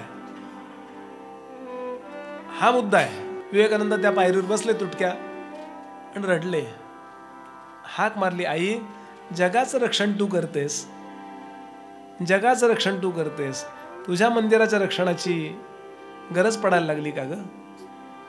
वेगळे विवेकानंद वेगळे संत आहेत. आई प्रगट झाली, डोक्यावरनं हात फिरवला. रडू नकोस, माझीच इच्छा होती हे मंदिर तुटावं, कारण माझ्या नावाखाली लोक व्यापार करायला लागले होते हिंदू, म्हणून मी त्यांना प्रेरणा दिली. अरे मला काय अवघड आहे. विवेकानंदांनी आपल्या जीवनीमध्ये, आपल्या डायरीमध्ये याची नोंद केली आहे. देवालाच वाटतं नको हे माझ्या नावाखाली उगाच गैरव्यवहार करतायत, नकोच. आपल्याला कटकट होते की नाही, मी निघूनच जातो म्हणतो की नाही आपण, घरात कटकट झाली की. इतका मोठा विचार करून ठेवावा. याचा अर्थ असा की लगेच त्यांनी कुठलं तोडलं की असा जाऊ दे हो, देवाची इच्छा असेल आपण आपलं बिस्किट खाऊया, असा नव्हे. धर्माच्या जागरणाकरता आपल्याला वाईट वाटलंच पाहिजे, कारण त्यांना वाईट वाटलं म्हणून हे उत्तर मिळालंय ना. सगळ्याचा समन्वय साधावा हे सांगतात. आणि आता इथे समर्थ सांगतात, धातू पाषाण मृत्तिका चित्रलेप काष्ठ देका, तेथे देव कैचा मूर्खा भ्रांती पडली. त्याच्यात कुठला देव मावू शकतो का? आपण ते भावगीत ऐकलं असेल, देव मूर्तीत ना मावे, तीर्थक्षेत्री ना घावे. घावणं म्हणजे सापडणं. तीर्थक्षेत्रात सापडेल का असा? तिथे प्रकट होऊ शकतात देव, कला प्रकट होतात, देव त्यात मावत नाही. म्हणून आपुला आली कल्पना, आपली आपली कल्पना असते आणि आपण त्यात रमतो. केव्हा तरी त्यातनं बाहेर यावं, सगुणाचा आधार जरूर घ्यावा, पण निर्गुण पाविजे निर्धारे. आधार सगुणाचा आणि निर्धार निर्गुणाचा. म्हणून लगेच पुढचा समास आला. महाराज आता मला महत्वाचं विचारायचं. काय? साक्षात्कार झाल्यानंतर सुद्धा मोठे मोठे लोक सगुणाचं भजन करतात ना, ज्याला शब्द वापरलाय ज्ञानोबानी, ज्ञानोत्तर भक्ती. दॅट्स व्हाय. ते कशासाठी? ज्ञाने दृश्य मिथ्या झाले, काय ओवये, ज्ञाने दृश्य मिथ्या झाले तरी का पाहिजे भजन केले, तेने काय प्राप्त झाले, हे माझं निरोपावे. तुम्ही सांगताय ज्ञानाहून श्रेष्ठ असे ना, तरी का पाहिजे उपासना, उपासनेने जना काय प्राप्त, मुख्य सारते निर्गुण, तेथे दिसेची ना सगुण, भजन केलियाचा गुण काय निरोपावा, माझं निरोपावा. खरं सांगतो मी आता, तुम्ही मगाशी समासात सांगितलं त्यात मी पक्का झालोय. मध्ये मध्ये मध्ये तुम्ही स्वतः आरती करता रामरायाची. नवे नवे रामरायाची आरती करताना समर्थांच्या डोळ्यातनं पाणी वाहत असे. समर्थन करता रामराय अनेकदा प्रकट झालेत. समर्थन करता काय वेणाबाईन करता प्रकट झालेत. वेणाबाई एकट्याच होत्या. आणि अक्का स्वामी त्यांच्या मदतीला होत्या. चाफळचा प्रसंग आहे, पटकन सांगतो 5 मिनिटात. आणि समर्थ दौऱ्याला निघालेत, सातत्यानं प्रवास करतात आणि गावोगावी जाऊन लोकांना उठा, जागे व्हा, व्यायाम करा, मस्तपैकी उपासना करा, म्हणजे करिअर सांगतात. करिअर माइंडेड आहेत समर्थ. सगळ्या संतांच्या मध्ये समर्थांचं वैशिष्ट्य आहे, समर्थांनी ऐहिकाला पण तेवढं महत्व दिलंय. पैसे मिळवा म्हणतात समर्थ. उदंड लागत आहे स्त्रियेसी, उदंड लागस आहे पुत्रासी, तरी कष्ट करून मिळवावे का जोगी होऊन जावे. वृथा सार संसार करीती रडाया, नसे अंतराया, नसे पांघराया. कसले संसार करतात म्हणे. अनेकांच्या घरातलं दार लागत नाही, फ्लशच होत नाही, तिकडे गेल्यावर ते बंद पडले म्हणले, बादली नव्हता पाणी. अरे अरे अरे, बेसिनला पाणी नसतं, खाल्लं सोडा मग येतं वरती. कसले रडके संसार. समर्थ म्हणे वृथा सार संसार करीती रडाया. काय असतील समर्थ. मला खूप वेळा वाटतं समर्थ असते आज तर त्यांची विमानं असती, इन्फ्रास्ट्रक्चर असं केलं असतं त्यांनी, सगळ्या जगात आपल्या धर्माचा प्रचार केला असता. मोठा विचार करणार आहेत समर्थ. स्वप्न आहे जग, हो बरोबर आहे, म्हणजे स्वप्नही चांगलं असलं पाहिजे. काय बात आहे ना, एकदम कन्सेप्ट क्लिअर. महाराज मगाशी तर तुम्ही वेणाबाईंची गोष्ट सांगत होतो, ते बाहेर गेले दौऱ्याला. शिरवळला दौरा होता बरं, त्याचा पालखी याच्यामध्ये नोंद आहे. शिरवळला पादुका म्हणजे स्वतःच होते, पादुका काय आता पादुका असतात. आणि कीर्तन चालू आहे, झंझावात, सकाळी भिक्षा भिक्षा. आणि इकडं वेणा स्वामींच्या वरती जबाबदारी आहे, अक्का स्वामींच्यावर जबाबदारी आहे की त्या मठामध्ये हजारो लोक येत असत. आज जे रामाचं मंदिर आहे आजूबाजूला मठ होता, छान, खूप लोकांची गर्दी, सारवलेली अंगणं, अमकं तमकं. आणि वेणा स्वामींचं झालं असं अचानक आरोग्य बिघडलं. इतकं बिघडलं तरी करतायत सेवा. रामरायाची सेवा, सकाळपासून संध्याकाळचे कार्यक्रम, आला गेला अतिथी अभ्यागत, नैवेद्य, हे सगळ्याला खूप कष्ट राबावं लागतं. ज्याच्याकडे खूप येणारे जाणारे लोक असतात ना, त्यांना कळेल मला काय म्हणायचं. आणि इतक्यात अक्का स्वामींच्या करता निरोप आला कराडून, कुणीतरी त्यांचं वारलंय किंवा काहीतरी सोयर सुतक आले, त्या गेल्या गावाला. अभंगच या प्रसंगाला. अक्का गावा गेली, मज व्यथा आली, सेवा ती राहिली रामराया तुझी. आणि रामरायाच्या समोर रडल्या, खूप रडल्या. रामा, उद्या मी काकड्याला तुझ्यासमोर उभी राहू शकेन असं वाटत नाही मला, कारण चालवतच नाहीये. अहो, काकड आरती शेजारती त्या स्वतःला खांबाला बांधून घेऊन करायचं असं वर्णन आहे. इतका तोल जायचा. मी ती कथा रंगवली नाहीये, पण विचार करा पटकन, त्याशिवाय हे शक्य आहे का. आणि पहाटे मला काकडा जमणार नाही रे तुझा, आणि कशा तरी रांगत रांगत आपल्या अंथरुणापर्यंत गेल्या. वाईट याचं वाटतंय की समर्थांनी सांगितलेलं सगळं सेवा व्यवस्थित जमत नाही मला रामाची. आणि पहाटे जाग्या झाल्या, काकड आरतीचा आवाज आला. कोण करतोय काकड आरती. खिडकीतनं पाहिलं, कुणीतरी तेजस्वी स्त्री उभी होती, काकडा ओवाळत होती. नंतर काकडा झाला, पूजा झाली, आणि आल्या त्या बाई कोण होत्या त्या. गरम गरम पाणी केलं, गरम पाणी दिलं, थोडा काढा ओढा काहीतरी दिला, चूळ भरा, अंचवा, जरा चूळ भरा वगैरे, दात घासा, आणि थोडी थोडी थोडी सेवा केली. आजच्या दिवस आंघोळ करू नका, कोण आहात तुम्ही, सांगते मी कोण आहे ती. 1-2 दिवस गेले. मग आता वेणाबाईनं बरं वाटायला लागलं. थोडं विश्रांतीने शरीर जे बरं होतं ना, ते बाकी कशाने बरं होत नाही. विश्रांती योग्य मिळाली की झालं. गरम पाणी, वॉटर ट्रीटमेंट नावाची ट्रीटमेंटच आहे. औषधांनी बिघडते बरं का अजून तब्येत. फार औषधं घेतात माणसं, ॲलोपॅथी, अमकी पॅथी, तमकी पॅथी. मी त्याच्या विरुद्ध नाही आहे, पण सम्यक औषधं घ्यावीत. खरोखर आपल्याच शरीरात मेडिसिन्स तयार होत असतात, निसर्गच आहे तसा. पण 2-4 दिवसात बरं वाटलं. आता ती कोण बाई आली, तिने आंघोळ घातली आणि आता बोलायला योग्य. नंतर आता सांगते म्हणाले, मी समर्थांचा दौरा आलाय ना तिकडे शिरवळला, मी तिथे जाऊन त्यांना प्रश्न विचारला, महाराज मी तुमच्या दौऱ्यात पोळ्या करायला येऊ का, इथे काही काम करायला येऊ का, मला सेवा करायला आवडते. ते म्हणाले, माझी वेणा एकटी आहे तिकडे, अक्का एकटी आहे, जा त्यांना मदतीला, म्हणून मी आली इकडे. 1 दिवस गेला, 2 दिवस गेले, 15 दिवस गेले.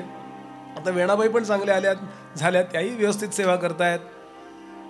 अंगणं सारवायची. आता रामनवमी उत्सव जवळ आलाय, सगळी अंगणं सारवली.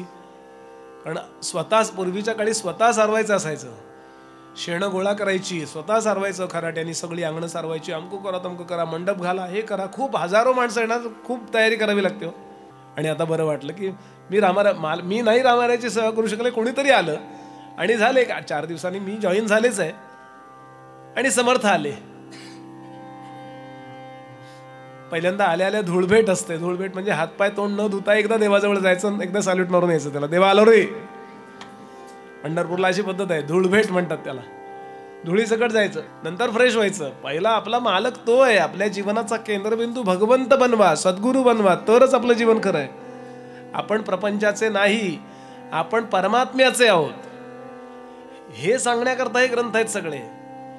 आपण ते कमीला कमी ठेवतो आणि हे मोठं प्रपंच नेट का आणि परमार्थ ठीक आहे, थोडा वेळ 10 मिनिटं. संतांनी बरोबर विरुद्ध केलंय. प्रधान कोण? आपण प्रदक्षिणा घालतोचा अर्थ काय? मी कुठेही फिरलो तरी माझ्या केंद्रीभूत माझा विचार परमात्मा आहे, हा प्रदक्षिणेचा अर्थ आहे. हो, आता घर घर घर घर घर घर घर घर फिरत असताना लोक त्याला चक्कर येईल असं, आपल्या भोवती लहान लहान मुलं फिरायला लागली की हे मला चक्कर येईल भाऊ, तिकडे जा म्हणू की नाही.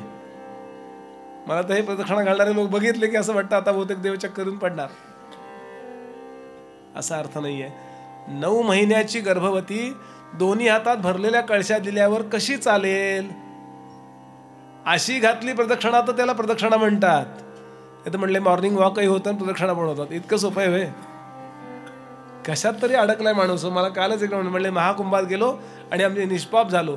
अरे म्हणलं गंगेचा मुलगा गंगापुत्र भीष्म, त्यांना सुद्धा एकदा तो सरडा टाकून दिला तर त्यांना शरपंजरी पडायला लागले 2 महिने. गंगेच्या मुलाला आपण गंगेत एक आंघोळ करून सगळं पाप जाणार आहे. काय कसला गैरसमज आहे त्यातले. याला अंधश्रद्धा म्हणतात. ते करूया नाही असं नाही, पण त्यांनी नाही हो, नाही तर ऋषीमुनींनी काही केलंच नसतं उपासना. आणि आले, नमस्कार केला, पाय धुतलेत नाही अजून, सगळं बघतात परिसर, छान मंडप घातले, सुरेख असा सारवून झालेत जागा, सगळ्या धान्याचे कोठार भरलेली आहेत, सगळी तयारी. म्हणजे काय हो, प्रबंधन शास्त्र फार महत्वाचं आहे आपल्याकडे. सगळी तयारी, वा वेणे वा वेणे वा वेणे वा, उत्तम उत्तम. वेणाबाई इतक्या लाजत होते, काय केलं त्या तिनंच केलं होतं सगळं. ती कोण आली होती, तिनं नाव आपलं सांगितलं तर रामाबाई असं सांगितलं होतं असं. मग शेवटी मात्र वेणाबाई म्हणाल्या, महाराज माझी थट्टा करताय का? म्हणले नाही, तूच केलंच नाही, तुम्ही शिरवळून पाठवलीत ना ती बाई रामाबाई, तिनं सगळं 90% काम केलंय. मी थोडी थोडी तिला मी आत्ता बरी झाली. म्हणजे थोडक्यात सांगितलं काय काय घडलं ते. समर्थाने तिच्या डोळ्यामध्ये पाहिलं वेणाबाईंच्या, आणि लक्षात आलं हिला रामरायाचं प्रत्यक्ष दर्शन झालेलं दिसतंय. धावत आले समर्थ त्या मूर्तीसमोर, साष्टांग नमस्कार घातला आणि अभंग आहे, काहो एकदा त्या रूपात दर्शन द्या म्हणाले मला. काहो रामाबाई दुरी धरी येले, कठीण कैसे झाले चित्त तुझे. कशा असतील वेणास्वामी. यांचा अभंग आहे की वेणास्वामींचा, अक्का गावा गेली मज व्यथा आली, सेवा ती राहिली रामराया तुझी. इतकी सगुणाची सेवा करतात आणि इकडे निर्गुणाची प्रतिष्ठापना. गोंधळून जाईल की नाही मनुष्य. हे मोठ्या लोकांचं वागणंच असं असतं. अर्जुनाला सांगतात रथ घेऊन पळू नको, रथातनं पळून जाऊ नकोस, षंडासारखा. हा षंड म्हटलंय त्याला, क्लैब्य शब्द वापरलाय. आणि स्वतः मात्र पळाले की नाही कालयवन प्रकरणात. कथा माहिती की नाही आपल्याला. आणि आता इथे बोलायला आरंभ करतात. कल्याण स्वामी सांगतात, निर्गुणाने मोक्ष होतो असं तुम्ही म्हणालात, प्रत्यक्ष प्रत्यय येतो. सगुण काय देऊ पाहतो सांगा स्वामी. सगुणाने काय होणार आहे? ज्ञानोत्तर भजन कशाला केलं पाहिजे, ज्ञानानंतर भजन का केलं पाहिजे हे ऐकलं. पुढं तर कल्याण स्वामी म्हणाले, ऐका ओवी, स्वामीचे भिडेने बोलवे ना, एरवी ही काहीच माने ना. मला तुमच्या भीतीने बोलत नाही, पण मला अजिबात मान्य नाही हे सगळं. काय काय असतील हो गुरु शिष्य. बरं, निर्भीडपणा आहे दोघांच्या मध्ये. गुरुजी म्हणाले बस, कळला मला मुद्दा. यातनं मोठे मोठे साधक जातात. निर्गुण श्रेष्ठ आहे, मग सगुण सेवेची गरज आहे काय? यातून मोठे मोठे लोक जातात. तो सांगतो होणारं ते पालट आहे ना. भजन काय करावे जना, तुम्ही सांगताय म्हणून मी ऐकेन बरं का, तो तेही क्लिअर आहे त्याचं. स्वामीची आज्ञाप्रमाण कोण करील अप्रमाण, परंतु याचा काही गुण माझा निरोपावा. 3 प्रकारचे लोक असतात या जगामध्ये. तमोगुणी लोक असतात, त्यांना कुशंका येतात. रजोगुणी लोक असतात, त्यांना शंका येतात. आणि सत्वगुणी लोक असतात, त्यांना आशंका येतात. आणि अगदी बिघडले असतात ते लघुशंका.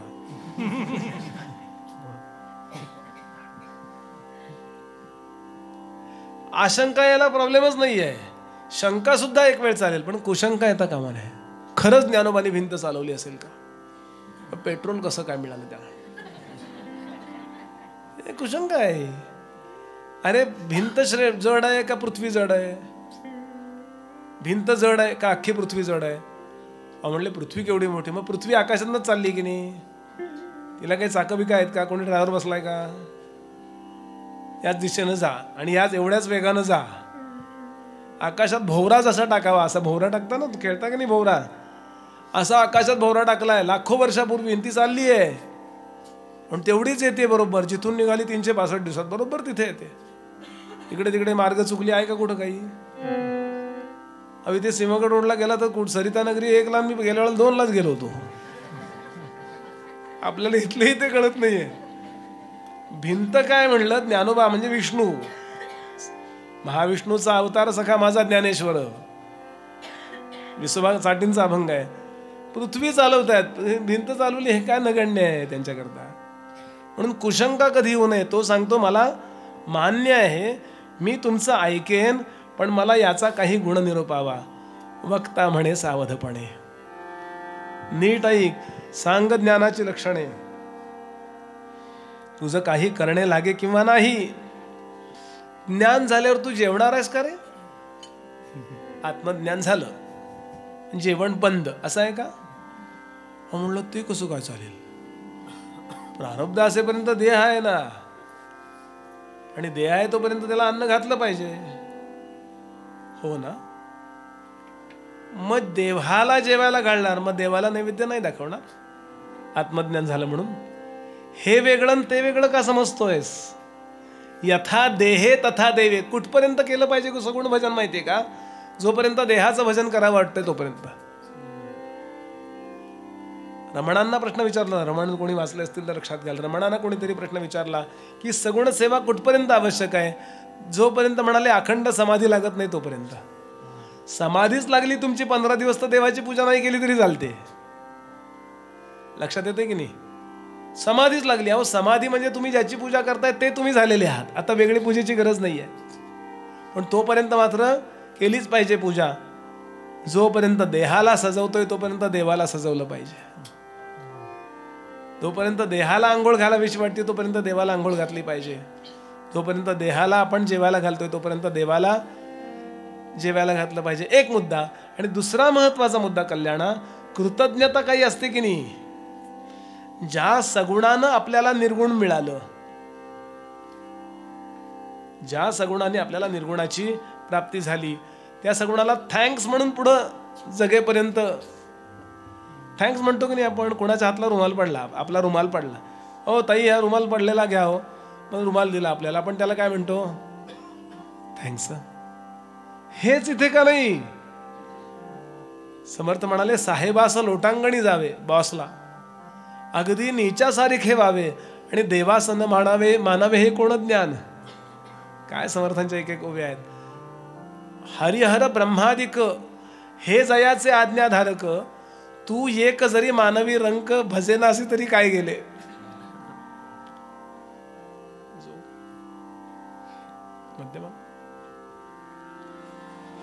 तू नाही समजा. आजपासून एकाने सांगितलं बरं का आईला आपल्या, आई आजपासून मी तुला आई म्हणणार नाही, जाहीर. मुलांनी ठरावच केला त्या 2-4 मुलांनी, आजपासून आपण आपल्या आईला आई म्हणायचं नाही. आई म्हणले गेले उडत. तुमच्या आई म्हणण्यावर थोडीच मी आई आहे. तुम्ही 9 महिने माझ्या पोटात राहिलेले आहेत प्रत्येक जण. तुम्ही नाही म्हणलात तरी मी आई आहे. आणि आहे म्हटलात तरी मी आईच आहे. तुम्ही नाही म्हटलात तर तुम्ही फक्त कृतज्ञ ठरता, बाकी काही बदल होत नाही. तुम्ही कृतज्ञ असावा अशी पण माझी अपेक्षा नाही त्याच्यात, कारण माझा आईपणाला काही बाध येणार नाही हो. काय कन्सेप्ट आहे ही. काही लोक म्हणतात ना आम्ही नाही देव मानत, काय मानू, काय बिघडणार. विश्वाचा निर्माता कोणीतरी असेल की नाही, काहीतरी सांगत नाही मी आपल्याला. ज्यांनी ह्या लाईटचा शोध लावला अशी जी टीम होती ना, त्यापैकी आपल्याला एडिसन माहिती आहे, अजून दोघं तिघं होते. ते एडिसनच्या बद्दल असं म्हटलंय की एडिसन एकदा प्रवास करत होता रेल्वेतून, आणि त्याच्यासमोर एक नास्तिक शिक्षक बसलेला होता, आणि हा बायबल वाचत होता. एडिसन बायबल वाचत होता.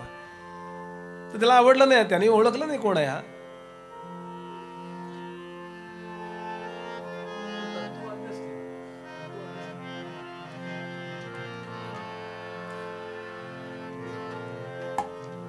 तेवढ्या रेल्वेच्या प्रवासात त्यांनी त्याला ब्रेन वॉश केलं. अरे तुझ्यासारख्या तरुणांनी व्यायाम केला पाहिजे, मोठे मोठे प्रयोग केले पाहिजेत, काहीतरी अचिव्हमेंट केली पाहिजे, अमुक करिअरिस्ट असलं पाहिजे. हे काय तू बायबल वाचतो देवधर्माच्या नादाला लागून वगैरे वगैरे त्यांचे ते डायलॉग ठरलेले असतात. आहे तर दाखवा. म्हटलं तुमचे पणजोबा दाखवा. अहो पणजोबा आता नाही येत. मग तू होते की नाही पणजोबा? अहो त्याशिवाय मी कसा असेन. केव्हा तरी नीट विज्ञान तरी अभ्यासा, नाही तर संत तरी अभ्यासा, मग आपल्या कन्सेप्ट बनवा. काही एक करा. परिपक्वता हवी असेल तर आपल्या कन्सेप्ट पक्क्या करताना आधी मोठ्या लोकांचं वाचा. आईन्स्टाईन वाचा, ओपनहायमर वाचा, रिचर्ड फाइनमन वाचा, स्टीवन तो म्हणलो तो स्टीवन वाइनबर्ग वाचा, ज्ञानोबा वाचा, ते नंतर वाचा. तुम्ही तुमचं विज्ञानावर असेल तर ते वाचा. आणि असा तो त्याला ब्रेन वॉश करतोय. काही कार्ड असेल तर दे, मी भेटतो तुला, आणि माझं हे कार्ड तू घे. त्या नास्तिक शिक्षकाने त्या प्रोफेसरने ते कार्ड दिलं. इतक्यात त्याचं स्टेशन आलं. आईन्स्टाईनने आपलं कार्ड दिलं, व्हिजिटिंग कार्ड. त्यांनी बघितलं नाही, पटकन ठेवलं, घरी गेला. कपडे धुवायला काढले, कपडे स्वच्छ केले. अरे, आणि वाचलो, बापरे, ज्याचे सिद्धांत मी शिकवतो तो. पण माझा मुद्दा बरोबरच आहे. अहंकार माणसाला आपली चूक आहे असं मान्य करू देत नाही बरं का. चुकत नाही असा मनुष्य नाहीच आहे. प्रत्येक जण चुकतो. To err is human. चुकला नाही असं संत सुद्धा पूर्वाश्रमी चुकले. तो तुमचं माझं काय. चुकणं ही चूक नाहीये, चुकीचं समर्थन करणं ही चूक आहे. अकल्याण कधी होतं? माझं चुकतंय असं वाटलं तरी पाहिजे ना, निदान विचार तर केला पाहिजे की नाही. आणि घेतली बा त्याने एक अपॉइंटमेंट, गेला त्याच्याकडे एडिसनकडे, आणि मोठीच्या मोठी त्याची लॅबोरेटरी, चहा पाणी अमकं दमकं झालं. आणि मग त्यांनी चौकशी करायला सुरुवात केली. किती वर्ष लागली तुम्हाला ही लॅबोरेटरी बनवायला? म्हटलं नाही वर्ष लागली, मी इथं आलो तेव्हा तयार होतो. एकदम आलो, वायरी बिरी घेऊन सुरुवातच केला प्रयोग. हा म्हणजे कोणावर ठेक्यावर काम दिलं होतं का तुम्ही? नाही, मी नव्हतं कोणाला काम दिलं. मी इथं आलो तेव्हा आपोआपच सगळं तयार झालं होतं. आपोआप टेबल मांडली गेली होती, आपोआप सगळी यंत्र आली होती, आपोआप या सगळ्या तारा आल्या होत्या, विविध प्रकारच्या धातूंचं आपोआप ते सगळं. त्याला कळलं हे चेष्टा करतोय. तो म्हणला हाऊ इट इज पॉसिबल, कसं शक्य आहे? ही लॅबोरेटरी आपोआप निर्माण होईल का? सोपी गोष्ट नाही की एवढं आपोआप निर्माण होणं. मग हा सांगतो माझी एवढी छोटी लॅबोरेटरी निर्माण करणारा कोणीतरी आहे असं जर तुम्हाला निश्चित वाटतंय, तर इतकी मोठी विश्वाची लॅबोरेटरी निर्माण करणारा कोणी नसेल काय? याचं वाक्य आहे, where is creation there must be a creator. आकाशात केवढा दिवा लावलाय हो सूर्याचा, हजारो वर्ष झाली तो प्रकाश देतोय. चंद्राचा डिमर लावलाय, अमावास्या ते पौर्णिमा, पौर्णिमा ते अमावास्या, हजारो तारका. एक स्पेस स्टेशन परवा मधनं गेलं त्या शुक्र आणि त्याच्या ह्याच्यातनं, तो लगेच बघत होतो की नाही, मी पण बघत होतो, मला इंटरेस्ट आहे. विचार करा ते कसे चालले बाकीचे. आपल्याला आपल्या निर्मितीचा एवढा अहंकार आहे. आपल्याला ज्या सिस्टीमनं निर्माण केलं त्याच्याबद्दल काही विचार करावा की नाही? कल्याणा कृतज्ञता म्हणून यावत जीवेत, ऐका नीट, यावत जीवेत त्रयोवंद्याः वेदांतो गुरुः ईश्वरः. अप्रतिम श्लोक आहे बरं, कायम लक्षात ठेवा.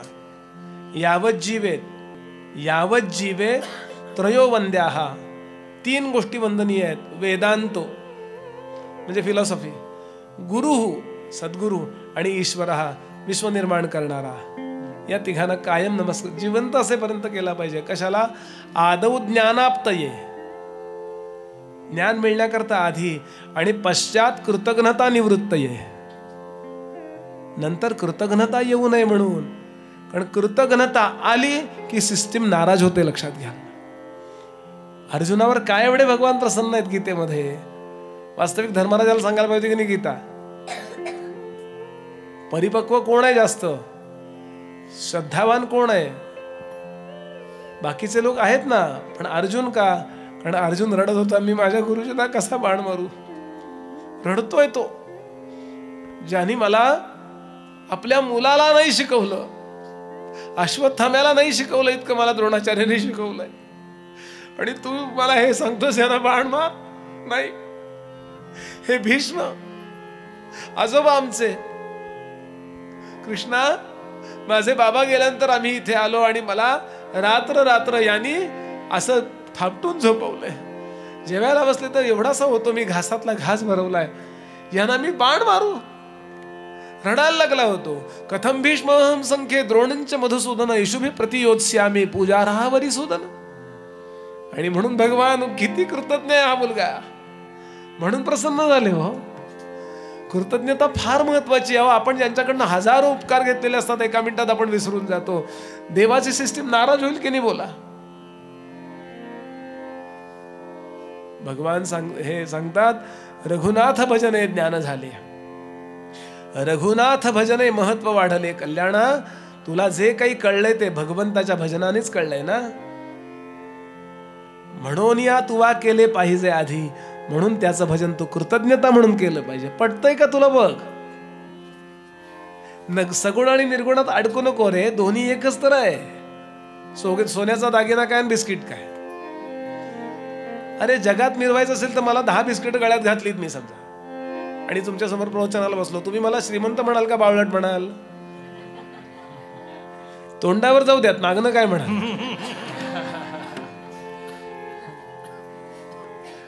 तेच एकच सोन्याची अंगठी केली आणि असा बसलो मी, तर आपल्याला अंगठी शोभती हो. जगात मिरवायचं असेल ना तर सगुणाचीच सेवा महत्वाची आहे. जगाशी संबंध आला की सगुण महत्वाचा आहे. आणि जगाशी वियोग एकदा एकटे जाऊन बसा तुम्ही हिमालयात, तिथे दागिने घालून वेटायला कोणी बसत नाही. श्रीमंती उपभोगायची असते एकांतात, आणि श्रीमंती मिरवायची असते लोकांतात.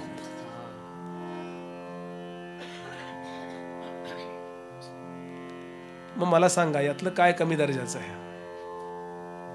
ज्ञानोबांनी त्यालाच विचारलंय, रे तुझं अंगठी म्हणू की बिस्किट रे? काय म्हणू तुला? सोन्याचं बिस्किट म्हणू का अंगठी म्हणू रे? कारण दोन्ही मध्ये सोनच आहे ना. अनुमानेना अनुमानेना अनुमानेना अनुमानेना अनुमानेना अनुमानेना अनुमानेना अनुमानेना अनुमानेना श्रुती नेती नेती म्हणती गोविंदुरे, नेती नेती म्हणती गोविंदुरे, गोविंदुरे एकू गोविंदुरे. तुझं सगुण म्हणो की निर्गुण रे, सगुण म्हणो की निर्गुण रे, सगुण म्हणो की निर्गुण रे. तुझं दृश्य म्हणो की अदृश्य रे. काय म्हणू तुला? लोकांशी वाद करत नाहीत हे मंडळी, त्यालाच विचारतात मी काय म्हणू रे? तुझं दृश्य म्हणू की अदृश्य रे. हे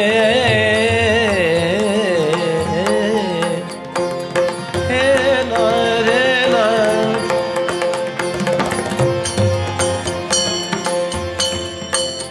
तुझं दृश्य म्हणू की अदृश्य रे. दृश्य अदृश्य एक गोविंदु रे, दृश्य अदृश्य एक गोविंदु रे, गोविंदु रे एक गोविंदु रे. तुझं सगुण म्हणू की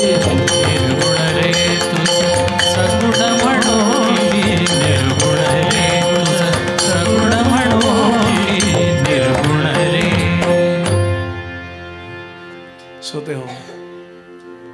मगाशी निर्गुणाची आग्रहाची भूमिका आणि इथे कृतज्ञता म्हणून सगुणाच्या सेवेची आग्रहाची भूमिका, या दोन्हीमध्ये मी खरं सांगू का, सोपं सांगू, निर्गुण आणि सगुण या सगळ्यामध्ये ज्याला यथेच्छ विहार करता येतो त्याला परमार्थ कळलेला असतो.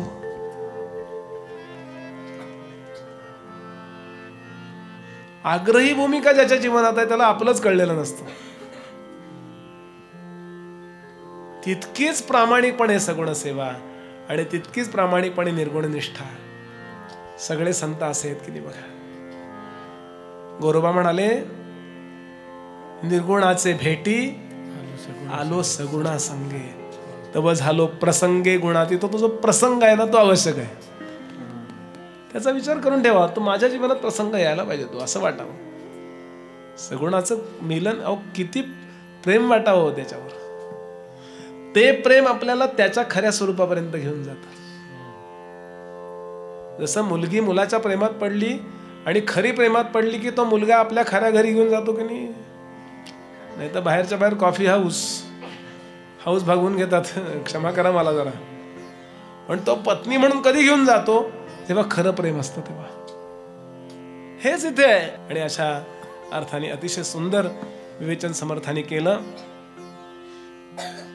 समर्थ सांगतात, काही वेळा निर्गुण भजनानं सगुणाचा उच्छेद करणारे संप्रदाय निर्माण होतात, त्यावेळेला ते दोषाच्या पतनाला कारणीभूत होतात. अहो मी साधं सांगतो, गौतम बुद्ध स्वतः काही बोलले नाहीत, पण बुद्धांच्या अनुयायी लोकांनी मूर्तीपूजा मानलेली नाहीये. त्यांचे जे अनुयायी लोक आहेत त्यांना मान्य नाहीये मूर्तीपूजा वगैरे काही नाही. आपल्याला माहितीये का, आज जगात सगळ्यात जास्त मूर्ती कोणाच्या आहेत? बुद्धांच्या आहेत. म्हणजे मूर्तीपूजा मानू नका अशा बुद्धांच्याच मूर्ती तुम्ही इतक्या बनवल्यात. ते स्वतः बोलले नाहीत बरं का काही. 28 बुद्ध झालेत. मी सिद्धार्थाबद्दल बोलतोय, बिहार मधले. कारण फार सूक्ष्म विचार केलाय आपल्या पूर्वजांनी सगळा. असो, हा मुद्दा मुख्य नाहीये. यानंतर दृश्य निरसन नावाचा समास आहे. दृश्य निरसन म्हणजे काय, वेगळाच मुद्दा आहे असा. ते म्हणाले की महाराज, हे दृश्य नाहीये असं म्हणतात, पण तरी दिसतं की नाही हो. उभी काय समर्थांची, मागा श्रुती पुसले होते, दृश्य मिथ्या तरी का दिसते. जर मिथ्या आहे तर दिसतं का. म्हणजे मगाशी पाहिलं आपण, तो दोरीवरती सर्प का दिसतो, त्याच्यातला तो गुण आहे बरोबर, पण ते का भाय तसा गुण काय असं का वाटतं. मग याच्यावरती समर्थ सांगतात, बाबा रे, मृग जो असतो ना, मृग म्हणजे हरिण, त्याला वाळवंटामध्ये पाणी चमक, मृग काय आपल्यालाही दिसलेलं आहे हो. गाडी बिडीतनं जाताना फार लांब रस्ता असला की लांब कुठंतरी पाणी असं वाटतं की नाही, अरे बापरे मध्ये रस्त्यात पाणी आहे वाटतं. असतं का. मग तिथे गेल्यावर कळतं नाहीये. पण लहानपणी फसलो की नाही आपण, लहानपणी खूप वेळा फसलो आपण. मग आता जर आपण चाललो असो, मला तर त्या एसटी मध्ये असं मागं ते असे वाकडे तिकडे गज असतात ते असं धरून बसायला खूप आवडायचं. म्हणजे मला वाटत नाही असं यातनं कोणी गेला नसेल. बहुतेक सगळेजण आपण लहानपणी त्यातनं गेलोय. बसमध्ये ड्रायव्हरच्या मागं बसायचं, ती उलटी सीट असायची बघा, आणि लांबवर असं ते पाणी दिसायचं. पाणी नसायचं हो त्या वळणावरती, असं पाणी वाटायचं. माझा प्रश्न असा आहे, आता पाणी दिसतं का नाही दिसत. डोळे चांगले असेल तर दिसतं की हो, पण आता फसत नाही आपण का. आता आपण मोठे झालोय. लहान मुलं फसतात, मग तेही मोठे झाले की त्यांचे मुलं फसतात. म्हणजे आपल्याला ते दिसतं, पण दिसतं तसं नसतं हे आपल्याला जेव्हा कळतं तेव्हा आपलं फसणं बंद होतं. समर्थ ते सांगतायत की आपण जे पाहतो ते काही खरं मानलंच पाहिजे असं काही बंधन नाही आपल्यावरती. जर मिथ्या आहे तरी दिसतो का, अरे त्याचा तो स्वभाव म्हणून दिसतं. उदाहरण त्यांनी सांगितलंय, खेळता नेटके दशावतारी, म्हणजे नाटकामध्ये ते दशावतार वगैरे असतात ना. दक्षिणेमध्ये वगैरे गेला असाल आपण, दशावतार, किंवा कोकणा बिकणात तुमच्याकडे दशावतार असतात बघा, किंवा यक्षगान वगैरे असतं की नाही ते कर्नाटकात वगैरे. किंवा पूर्वीच्या काळी स्त्रियांचं काम पुरुषच करायचे. बालगंधर्व नाही का काम करायचं, स्त्रियांचं काम करायचं, शारदा वगैरे. आणि असं नाटक चालू होतं आपल्या बालगंधर्वाला कुठेतरी. कोकणातले कुठेतरी आजोबा असे 80 वर्षाचे इथं पुण्यात त्यांचा मुलगा आहे म्हणून आले होते. मग आपल्या वडिलांकरता आईकरता त्यांनी नाटकाची तिकीट काढली, अगदी पहिल्या रांगेतली. आणि ती शारदा येते, संगीत शारदा, आणि ती रडते. कधी करीसी लग्न माझे तुझ ठावे ईश्वरा, कधी करीसी लग्न माझे तुझ ठावे. आणि ती आळवून आळवून आळवून आळवून आळवून आळवून पुढचं चरण आठवत नसल्यासारखं. तो म्हातारा इतका मनापासून बघत होता, रडायला लागला. हो काय विचार, इतकी चांगली दिसतीये, हिचं लग्न होत नाही आहे. आता मी या थिएटर मधनं हिचं लग्न ठरल्याशिवाय बाहेरच पडणार नाही. समर्थाने दिलेलं उदाहरण आहे ते मी जरा थोडं मॉडिफाय करून सांगतो, म्हणजे आपल्या पद्धतीने सांगतो. आणि झालं, नाटक संपलं, सगळं झालं, सगळेजण निघाले. काही वेळा मग पूर्वीच्या काळी बक्षीस द्यायला माणसं थांबत असत. त्यांना हिने बक्षीस दिलं वगैरे. आणि त्या नेपथ्यवाल्याला बोलवा म्हणाले, डायरेक्टरला बोलवा, सगळ्या लोकांना बोलवलं. म्हणाली ही मुलगी चांगली आहे, आमच्या गावातलं स्थळ आहे, पोस्टात आहे मुलगा, स्वतःची शेती आहे, अगदी हिला करेक्ट आहे, तो तिचं लग्न ठरवून तिला बोलवा, ती कुठं आत गेली तिला बोलवा. तोपर्यंत ती शारदा कपडे बदलून पॅन्ट बिंट घालून, शारद्या ती ही आहे का, हा आहे तो. नाटक सुरू असेपर्यंत काय दिसलं त्याला की ती स्त्री आहे, प्रत्यक्षात ती स्त्री नव्हती. समर्थ सांगतात, खेळता नेटके दशावतारी, तेथे येती सुंदर नारी, नेत्र मोडिती कळा कुसरी, परंतु अवघे धटिंगण. जसं नाहीये तसं आपल्याला दिसतंय, हे तात्पुरतं येते. मी याच्याकरता आधुनिक उदाहरण देतो. आपण इथून घरी गेल्यावर डेव्हिड कॉपरफिल्ड एवढं टाका गुगलवर, डेव्हिड कॉपरफिल्ड. आता 70चा आहे, तो जादूगार आहे. तो अख्खाच्या अख्खा स्टॅच्यू ऑफ लिबर्टी डिसअपिअर करतो. विमानात बसवले लोक, त्यांनी कॅमेरे लावले विमानातनं, आणि बघा म्हणलं, आणि गेलं नव्हतं स्टॅच्यू ऑफ लिबर्टी. माणसाला फसवू शकाल तुम्ही, दृष्टीबंधन. कॅमेऱ्याला फसवता येईल का? अहो, कॅमेरा काही कुणाचा बंधील नाही आहे, तो कॅमेरा म्हणतो. तो जसं आहे तसं रेकॉर्ड करतो. त्याला कसं फसवलं? तो अनेक, आता त्याचे शिष्य आहेत पुष्कळ, तो आता वृद्ध झालाय. अहो, हे जुनं सांगतो मी. आता मी माझ्या लहानपणी आठवतोय, आपल्यापैकी आपल्या पुण्यामध्ये कारदास मारुती मंदिराजवळ रघुवीर भोपळे म्हणून राहत होते बघा. आमच्या सातारला आले ते इंग्लिश स्कूलला. आम्ही वाळूत सगळी पोरं असायची, मी कसं बसला. अहो, त्यांनी असा एक पुडा काढला करून, एकदम त्यांना पॉपकॉर्न खायला आम्हाला दिले. ती बिस्किट आम्ही खाल्ली. हो, नंतर माझ्या मित्राला त्यांनी बोलवलं, इकडे आहे रे, आणि टेबलवर झोपवलं. त्याला अर्धा कापला, अर्धा इकडं लावला, अर्धा इकडं लावला. बरं थेंबर रक्त नाही पडलं. आम्ही बघतोय. बरं मी त्याच्याबरोबर डबल सीट आलो होतो. आता मुद्दा, सायकल कोण परत नेणार नाही. घरी गेल्यावर ह्याच्या आई बाबा विचारणार काय झालं त्याचं. इतका हवालदिल झालो. नंतर परत जॉईन केलं, त्याला आणून बसवलं माझ्या शेजारी.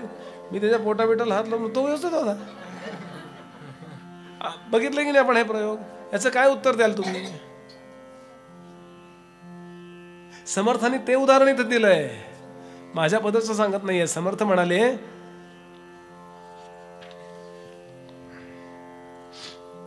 समर्थांची ओवी आहे, माया मिथ्या बाजी गरी, दिसे साचाची या परी, परी हे जाणत्याने खरी माणूस नाही की. राक्षस लोक माया करतात ना, तैसीच माव राक्षसांची, देवासही वाटे साची, देवाना सुद्धा खरी वाटते. उदाहरण दिले, पंचवटी से मृगा, पंचवटी केसी मृगाची पाठी घेतली रामे. प्रसंग माहिती आपल्याला. कैसे कपट रावणाचे, शिर केले मावेचे, काळ नेमीच्या आश्रमाचे अपूर्व कैसे. हनुमंताला फसवण्याकरता असं हे आहे. म्हणून जगामध्ये नाशिवंत पदार्थात मी भैरवी प्रेमाने जरी आसक्त असेन, प्रेमाने जरी आसक्त असेन तरी मी त्या मायेत ओढला गेलोय, आणि द्वेषाने जरी आसक्त असेन तरी त्या मायेत मी ओढला गेलोय. समर्थ सांगतात, साधी माणसं जर अशी माया करू शकतात, आपल्याला फसवू शकतात, राक्षस फसवू शकतात, तर परमेश्वराची माया कशी असेल. आणि म्हणून शहाण्या माणसानं ही खरी मानूच नाहीये. खरी वाटायचं कारण काय? खरी वाटायचं कारण असं की ज्याच्या साह्यानं आपण हे खरं ठरवतोय तेच खोटं आहे. यातलेच या जातीतलेच डोळे आहेत ना. आपण स्वतंत्र काही निर्माण केलेलं नाहीये. या जातीतलेच कान आहेत ना. देह आपला त्या जातीतला आहे, त्यातनच जन्माला आलेला आहे. म्हणून समर्थ म्हणाले, अविद्येने अविद्या देखली म्हणून ही गोष्टी विश्वासली. पाहणाराही अविद्यावान, म्हणजे जे ज्याला कळत नाहीये. अविद्या म्हणजे विद्यमान नसलेलं, ते हे आहे. म्हणून आपल्याला पंच ज्ञानेंद्रियांशी संपर्क तोडावा लागेल, पंच कर्मेंद्रियांशी संपर्क तोडावा लागेल, मनाचाही संपर्क तोडावा लागेल, म्हणजे संकल्प विकल्पाचा. आणि बुद्धीनं ॲबस्ट्रॅक्ट लेवलच्या त्या तत्वाचा विचार करावा लागेल. कल्याणाला म्हणाला, मग मी काय करू त्याकरता? उद्या ये. किती वाजता येऊ? बरोबर 4:30 ना. बरोबर 4:15 ये. 4लाच ये. सहस्राम वगैरे सगळं पदरात पडेल तुला. आणि याचा विचार उद्या करूया. या आपण. बरं, मला अनेकदा या ठिकाणी मी बोललोय, मला अप्रूप असं वाटतं की या वयोगटाकरता असा कार्यक्रम आयोजन करणं हे धाडस आहे थोडंसं. बरं, मोठी माणसं कंटाळतात हो. मोठी माणसं कंटाळतात. टेकायला भिंत किंवा खांब नसेल तरी सुद्धा त्यांना छान समाधी लागू शकते. इतका कंटाळवाणा विषय आहे. मग तरी या लेकरांना आपण जाणून शिक्षा दिल्यासारखं, पण तरीही पिल्लं बसली आहेत म्हणून थोडाफार विनोद वगैरे करतोय ना मी. बाळांनो, आता तुम्हाला लक्षात नाही येणार हे, पण हे ऐकून घ्या. आता हे स्टोअर करून घ्या, डाउनलोड करून घ्या. योग्य त्यावेळेला त्याचा उपयोग होईल. इथपर्यंत आपल्याला जायचं आहे. हे लास्ट डेस्टिनेशन आहे बरं का. त्याच्या अलीकडचाही विचार आहे, राजकारणाचा विचार उद्या येणार आहे. मी थोडे समाज घेणार आहे. सगळं निवडक दासबोध असाच डोक्यात आहे माझ्या. आणि हे वारंवार येणार आहे असं. तर त्यामुळे त्यातलं एखाद वेळेस असं येतं, बाकी गोष्टी येतात. प्रपंच कसा करावा, अहो किती वाजता झोपावं किती वाजता उठावं समर्थाने लिहिलंय. म्हणजे मोबाईल वगैरे नसताना सुद्धा त्यांनी तर कसं काय ऍडजस्ट करत गोष्ट त्यांना माहिती नाही, तरी सुद्धा बरोबर लिहिलंय. व्यर्थ गोष्टीत वेळ घालू नका असं लिहिलंय त्यांनी. वेळेवर आंघोळ करा लिहिलंय, झोपताना कसे झोपा लिहिलंय बरं का, व्यायाम करा. काय काय असेल हा महापुरुष. अत्यंत बहिर्मुखतेचा दक्षिण ध्रुव आणि अत्यंत अंतर्मुखतेचा उत्तर ध्रुव, या दोन्ही ध्रुवांची स्थापना चित्तामध्ये करून हा महापुरुष गुहेमध्ये शांत समाधी लावून बसत असे. काय असेल होतो. म्हणून समर्थांना शरण जाऊया. इथेच विरमतो. आपण सगळ्यांनी बरोबर म्हणायचं, फलश्रुती बरोबर म्हणूया. आता ही काही भैरवीत नाही आहे, मी यांना भैरवी वाजवायला फक्त सांगितलं. श्लोक बरोबर म्हणू. सह्याद्रीगिरीचा विभाग विलसे हा. त्यानंतर आज गणपती बाप्पाची आरती म्हणायची बरं का. पहिला दिवस आपण प्रोटोकॉल तोडायचा नाही, कारण समर्थांनी तो तोडलेला नाही आहे. नंतर दासबोधाची आरती, मग समर्थांची आरती. हे दिलेलंच आहे आपल्याला बघा. आपण सगळ्यांनी म्हणूया पिलू रागामध्ये. बरं. सह्याद्रीगिरीचा विभाग विलसे मंदार शृंगापरी, नामे सज्जन जो रूपे वसविला, श्री उर्वशीचे तिरी, साकेताधिपती कपी भगवती, हे देव ज्याचे श्री, तेथे जागृत रामदास विलसे, जो या जना उद्धरी, शुका सारिखे पूर्ण वैराग्य ज्याचे. आरती लावा. योगेश्वराचे कवी वाल्मिका सारिका मान्य ऐसा, नमस्कार माझा सद्गुरु रामदासा. जय जय रघुवीर समर्थ.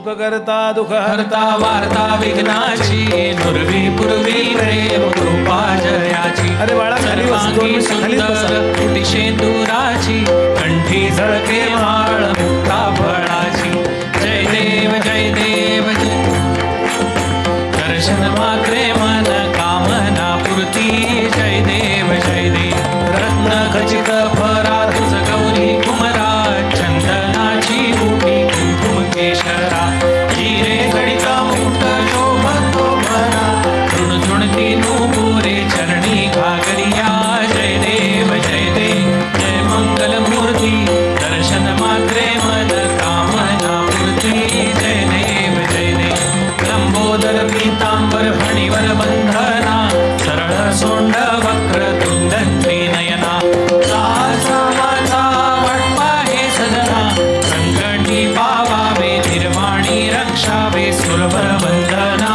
जय देव जय मंगल मूर्ती दर्शन मात्रे मन कामना पूर्ती जय देव वेदांत समतीचा काव्य सिंधू भरला श्रुती शास्त्र ग्रंथ गीता साक्ष संगम गेला महानुभाव संत जनी अनुभव चागिला अज्ञान जड जीवा मार्ग सुगम झाला जय जय दास बोधा ग्रंथराज प्रसिद्धा आरती ओवाळीन विमळ ज्ञान बाळबोधा जय जय दास बोधा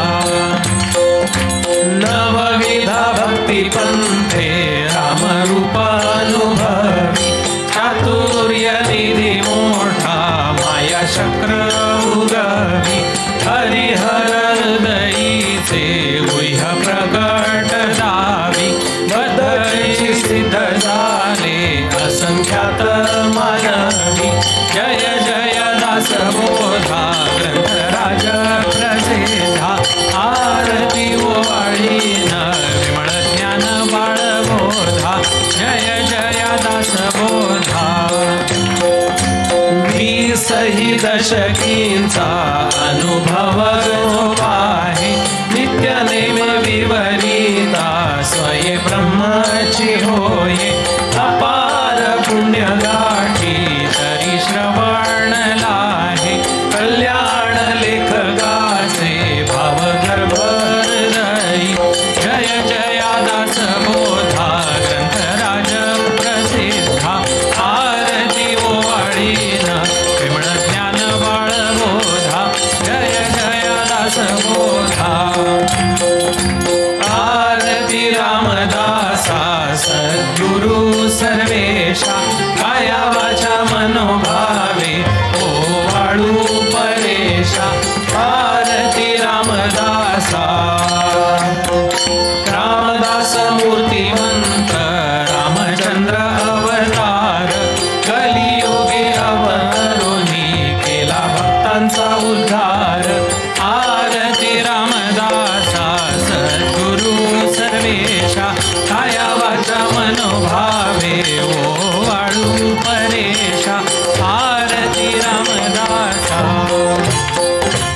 वैराग्य भक्ती ज्ञान शांती क्षमा विरक्ती विवेक सालंकृत क्षमा दया सर्वभूती आरती रामदासा सद्गुरु सर्वेशा काया वाचा मनोभावे ओवाळू परेशा आरती रामदासा सच्चिदानंद घन रामदास केवळ दिनकर कृपा योगे रामचंद्र निर्मळ आरती रामदासा सद्गुरु सर्वेशा काया वाचा मनोभावे ओवाळू परेशा आरती रामदासा हरे राम राम राम हरे हरे हरे कृष्ण कृष्ण कृष्ण हरे हरे हरे